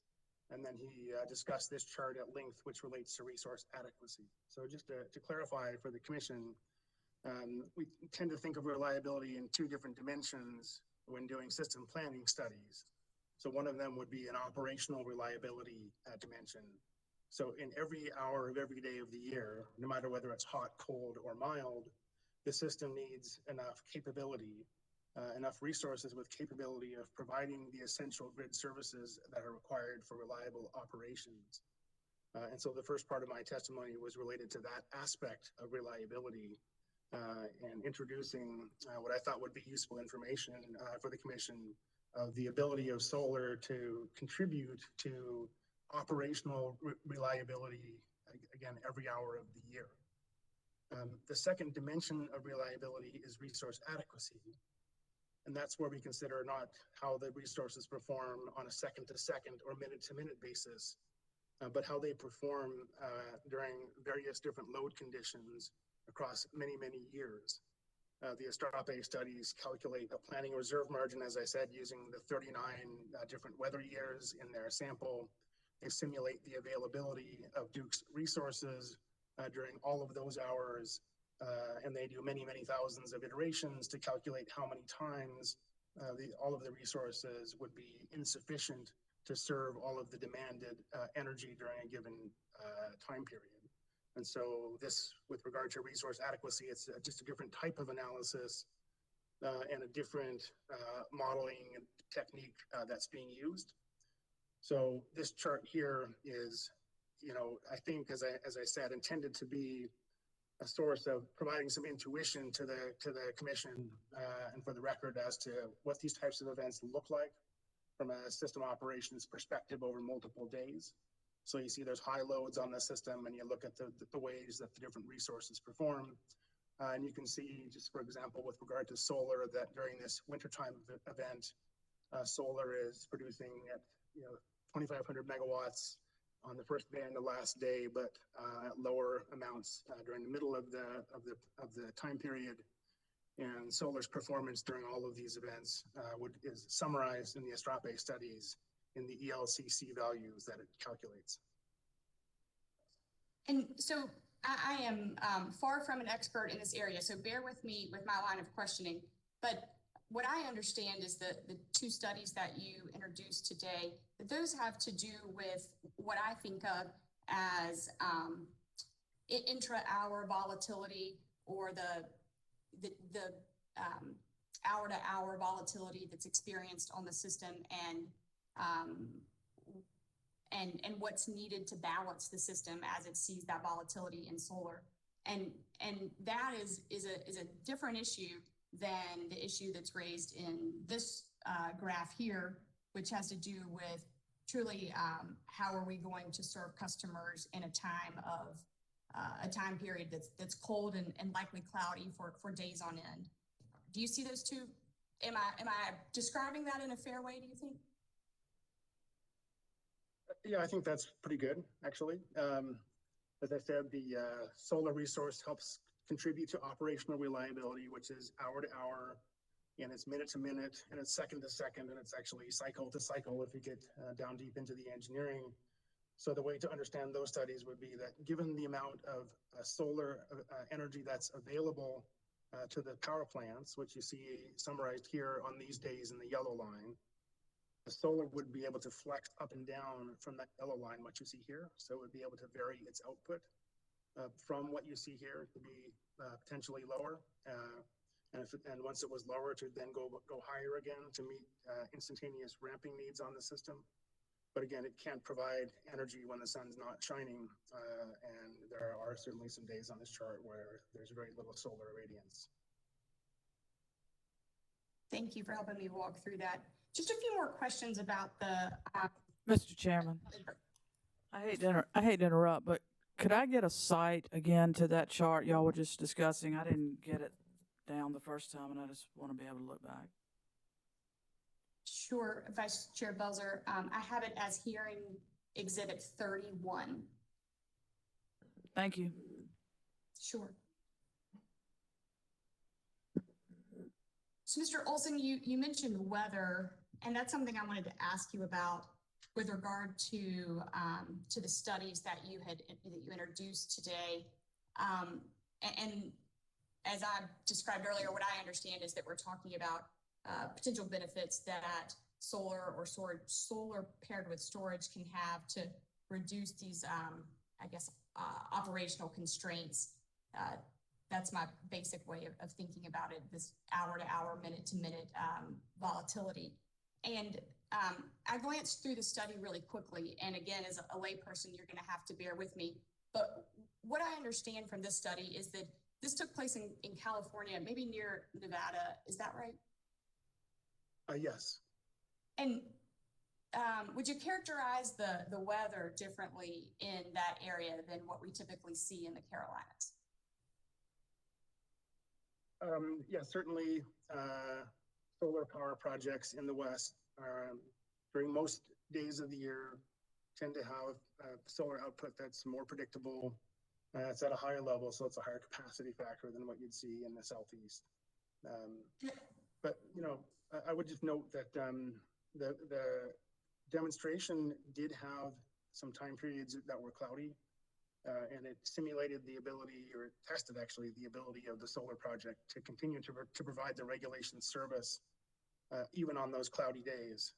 And the way that it did that was, in effect, the solar project continued to maintain a 30 megawatt headroom so that it could provide real-time ramping up and down, even as the cloud cover swept across the project and the overall output from the project declined. So I think the lessons are general. They're not just confined to the desert. And I think that's in part why First Solar was interested in conducting a follow-up study on the Chico system, which, you know, again, is a very different weather system with a lot more cloudy days and much more variability in the solar output. And with the second study that I mentioned with the Tampa system, we did find quite significant value from operating solar power plants flexibly on their system. I wanted to ask you about this flexible operation. This requires a different type of solar asset, I believe you've said this, than a traditional must-take FERPA generating facility. Is that right? Technically, it requires a controller. So it requires some software and communication devices that are able to communicate from the inverter to the individual arrays in the solar field to turn them on and off, as I described. So there is some hardware and some software that's required in order for the project to provide those services. I think just about all of the modern solar power plants have that or could easily come with that. And I don't think it's hugely expensive. And I know that, in fact, First Solar has spun off its division that developed and maintained that software and those power plant controllers, and it's now a separate company. And so those power plant controller technology is available to anyone who wants to buy it now. Well, and I appreciate that. With regard to the type of solar PPA, or the contract that's underlying this arrangement, it would require the solar owner, sorry, I'm used to calling it a QF, but this wouldn't be a QF. It would require the solar developer to agree to a significant amount of curtailment in order to have to allow for this type of service. Is that right? Yeah, significant is an adjective, so that's in the eye of the beholder. But certainly there would be potentially more curtailment if it's operating in this mode. Well, I'll put it this way: more frequent curtailment periods if it's operated in this manner than if it were operated as a must-take. Now, so that does have implications for its contract. So, for example, if its contract specifies that the project would be paid for metered solar output, then if the project were dispatched downward and its metered output declined, then that would lead to a loss of revenue for the solar project owner. Now, what we found in our TECO study is that it's actually to the benefit of the utility for the project to be operated in this manner. So in other words, it can save more fuel and more operating costs if it's operated flexibly and sometimes turned off. And that can be in advance of a ramping event. It can be to soften an evening ramp around sundown, for example. It could be if it's a time period where the solar output is particularly uncertain, so it's very cloudy and chaotic, and the utility wants to maintain its solar output at a relatively predictable level. In all of those instances, it's actually potentially, we demonstrated that it was more beneficial to the utility, saved more fuel to operate the project flexibly. And so it's because there's money savings there, there's an opportunity to restructure the contracts, and it would be quite simple to restructure the contracts so that the project owner was paid on the basis of available solar output rather than produced solar output. And that would be an economically rational way to solve that problem. But yes, it would require restructuring of some of the existing contracts. And you're not aware that of any contracts like that that Duke has on its that Duke has entered into today, or that any facilities exist on Duke's system that would be willing to agree to such a curtailment limit, understanding that type of curtailment is not allowed under PURPA without agreement of both parties. I'm not aware of the specific contract terms of the Duke PURPA QF contracts. However, I would just note that, again, the utility could make the project owner whole by agreeing to pay it what it would pay it anyway if it was operating as must take. So if it's must take, then the QF can put the solar to the company, and the company has to pay it for its entire output. What we're saying is there's sometimes when it's more beneficial to the company not to take all of the output. And so the QF would be no worse off if they were just paid based on all of the potential output, and the company would save money.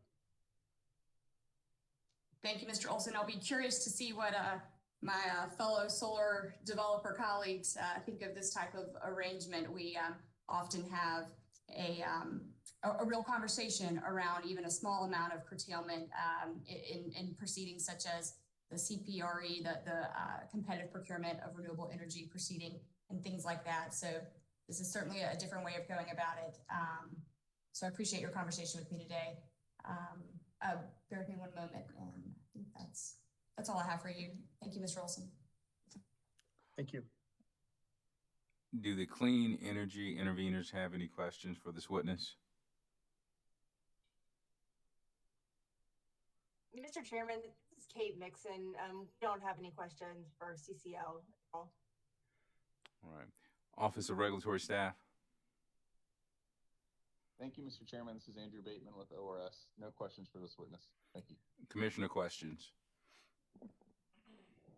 Chairman Williams. Commissioner Caston.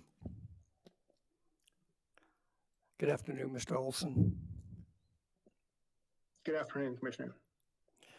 Were you able to hear Witness Snyder's comments earlier relative to his opinion that reliability should be weighted more than the other four holistic considerations in that figure one in his rebuttal testimony?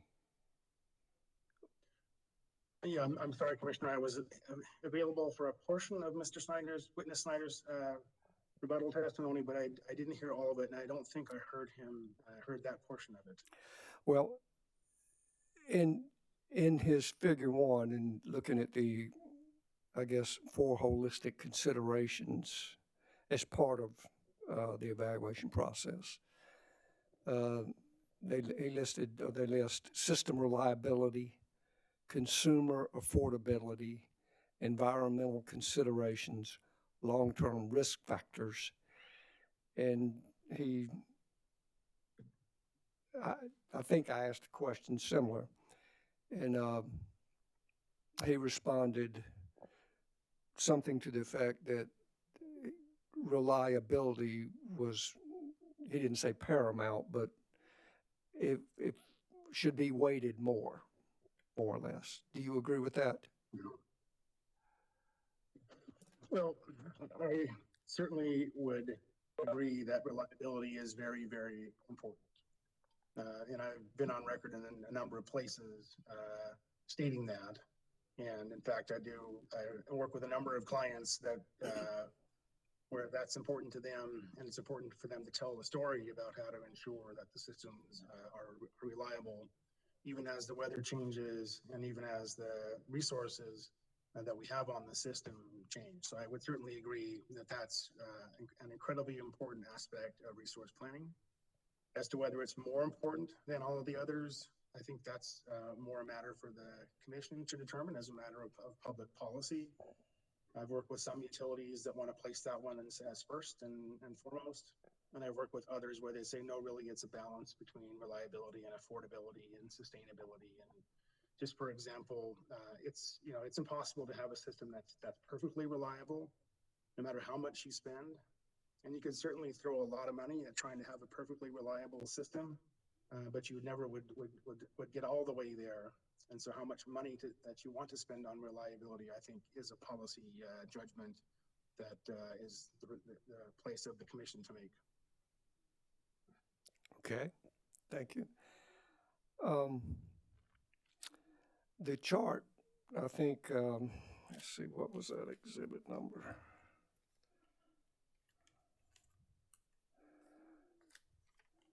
That Attorney Wint and Attorney Doolin were referencing exhibit hearing 31. It's my understanding from Mr. Roberts that that chart is actual runtime and generation output of those sources during that period of time. Do you agree with that? Yes, Commissioner, that was my understanding. If we're talking about the weekly chart that we just had up on the screen, that's my understanding, is it was showing actual production from resources by type on its system during that period of February of this year. And the weather event, I've heard discussion through the last few days, what period should be used, and then we talked about probabilities, all kind of different things, but as far as the weather event in this chart, could it happen again? Yes. As far as I know, as far as I understand it, again, that was a high load event on the Duke system, but it's not one that was so extreme like it was in Texas, where we might go 50 years before that event happens again. Yes, cold weather events are very real on the Duke system, and they need to be planned for, and the system needs to be reliable to serve load during all of those events. And yeah, there's nothing in my testimony that pushes back against that notion at all. Thank you. I've asked this question of a couple of others also. Is there currently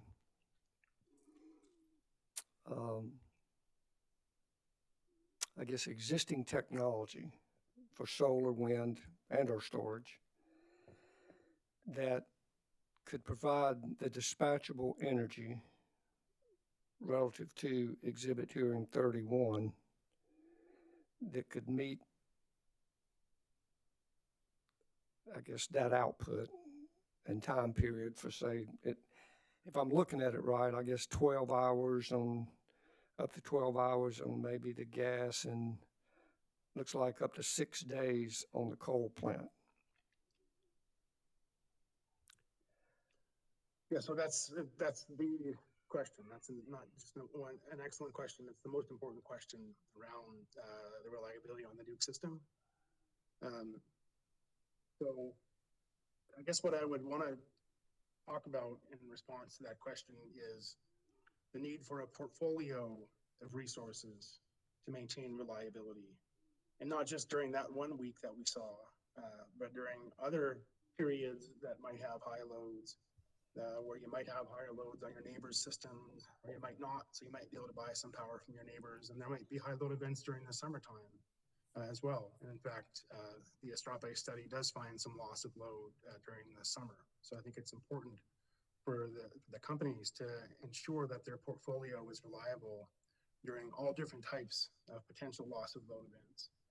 And that takes a portfolio of resources. So if your question is, could solar and wind and batteries today replicate the performance that's needed to ensure that the Duke system is reliable by themselves? The answer is no.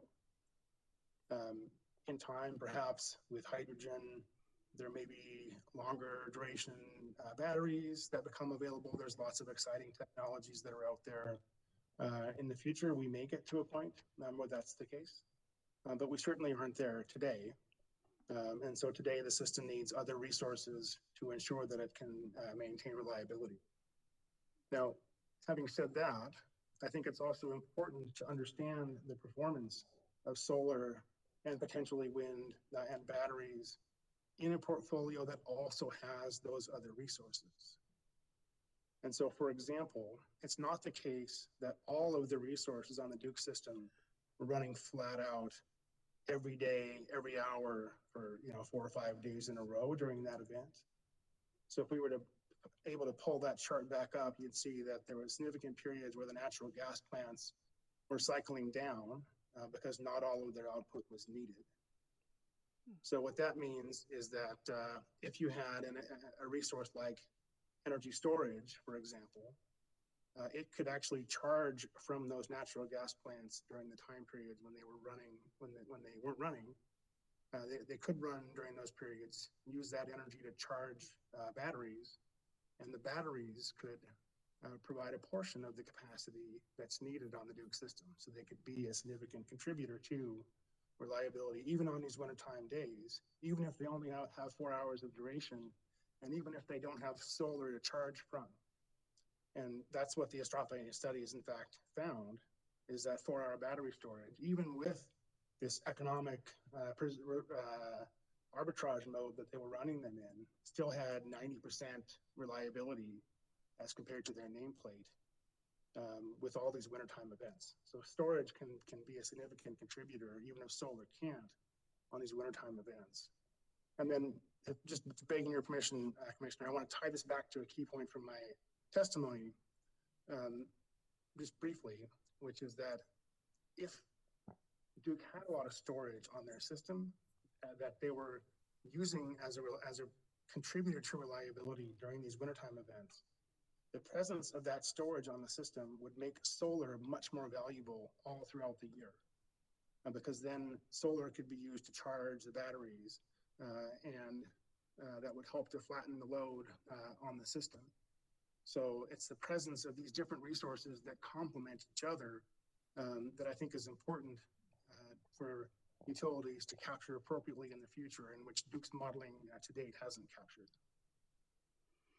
Okay, so what I think I've heard you say is that you concur, or you believe that there needs to be a diverse and robust portfolio of energy sources, correct? Yes, sir, that's correct. And as we move into the future, and who knows what that will be, that we need to consider opportunities that lend themselves to technology that may or may not exist now. Correct? Yes, sir, that's correct. And so I mentioned a couple of them: hydrogen, very long duration batteries. I believe the company has mentioned small modular reactors, and there's the potential for fossil generation with carbon capture and sequestration that could perform during these really cold weather events.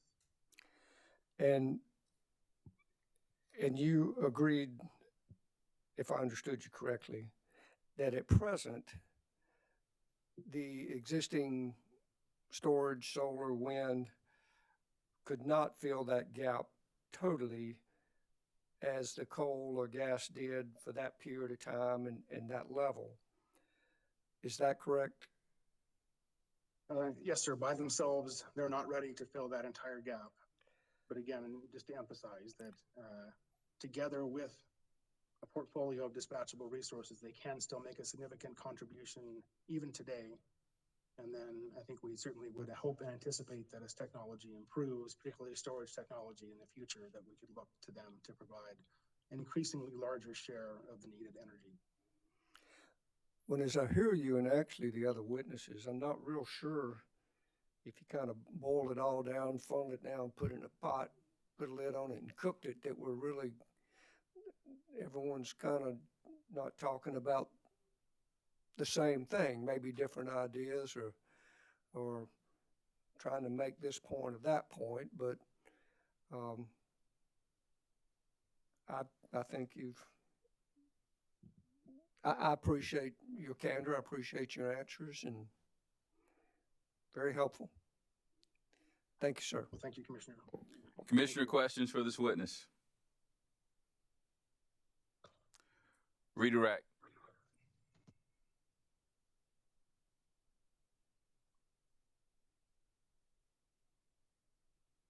If there's no redirect, I think you're on mute, Mr. Witt. Attorney Witt. Shemati. Mr. Chairman, I'm sorry. It's getting late. No redirect, but thank you. All right, sir, you may step down from the witness stand. Thank you, sir. Parties, I just want to go through the remaining witnesses. From what I see, we have Mr. Lucas, Mr. Wilson, Miss Wilson, and Mr. Hayet left.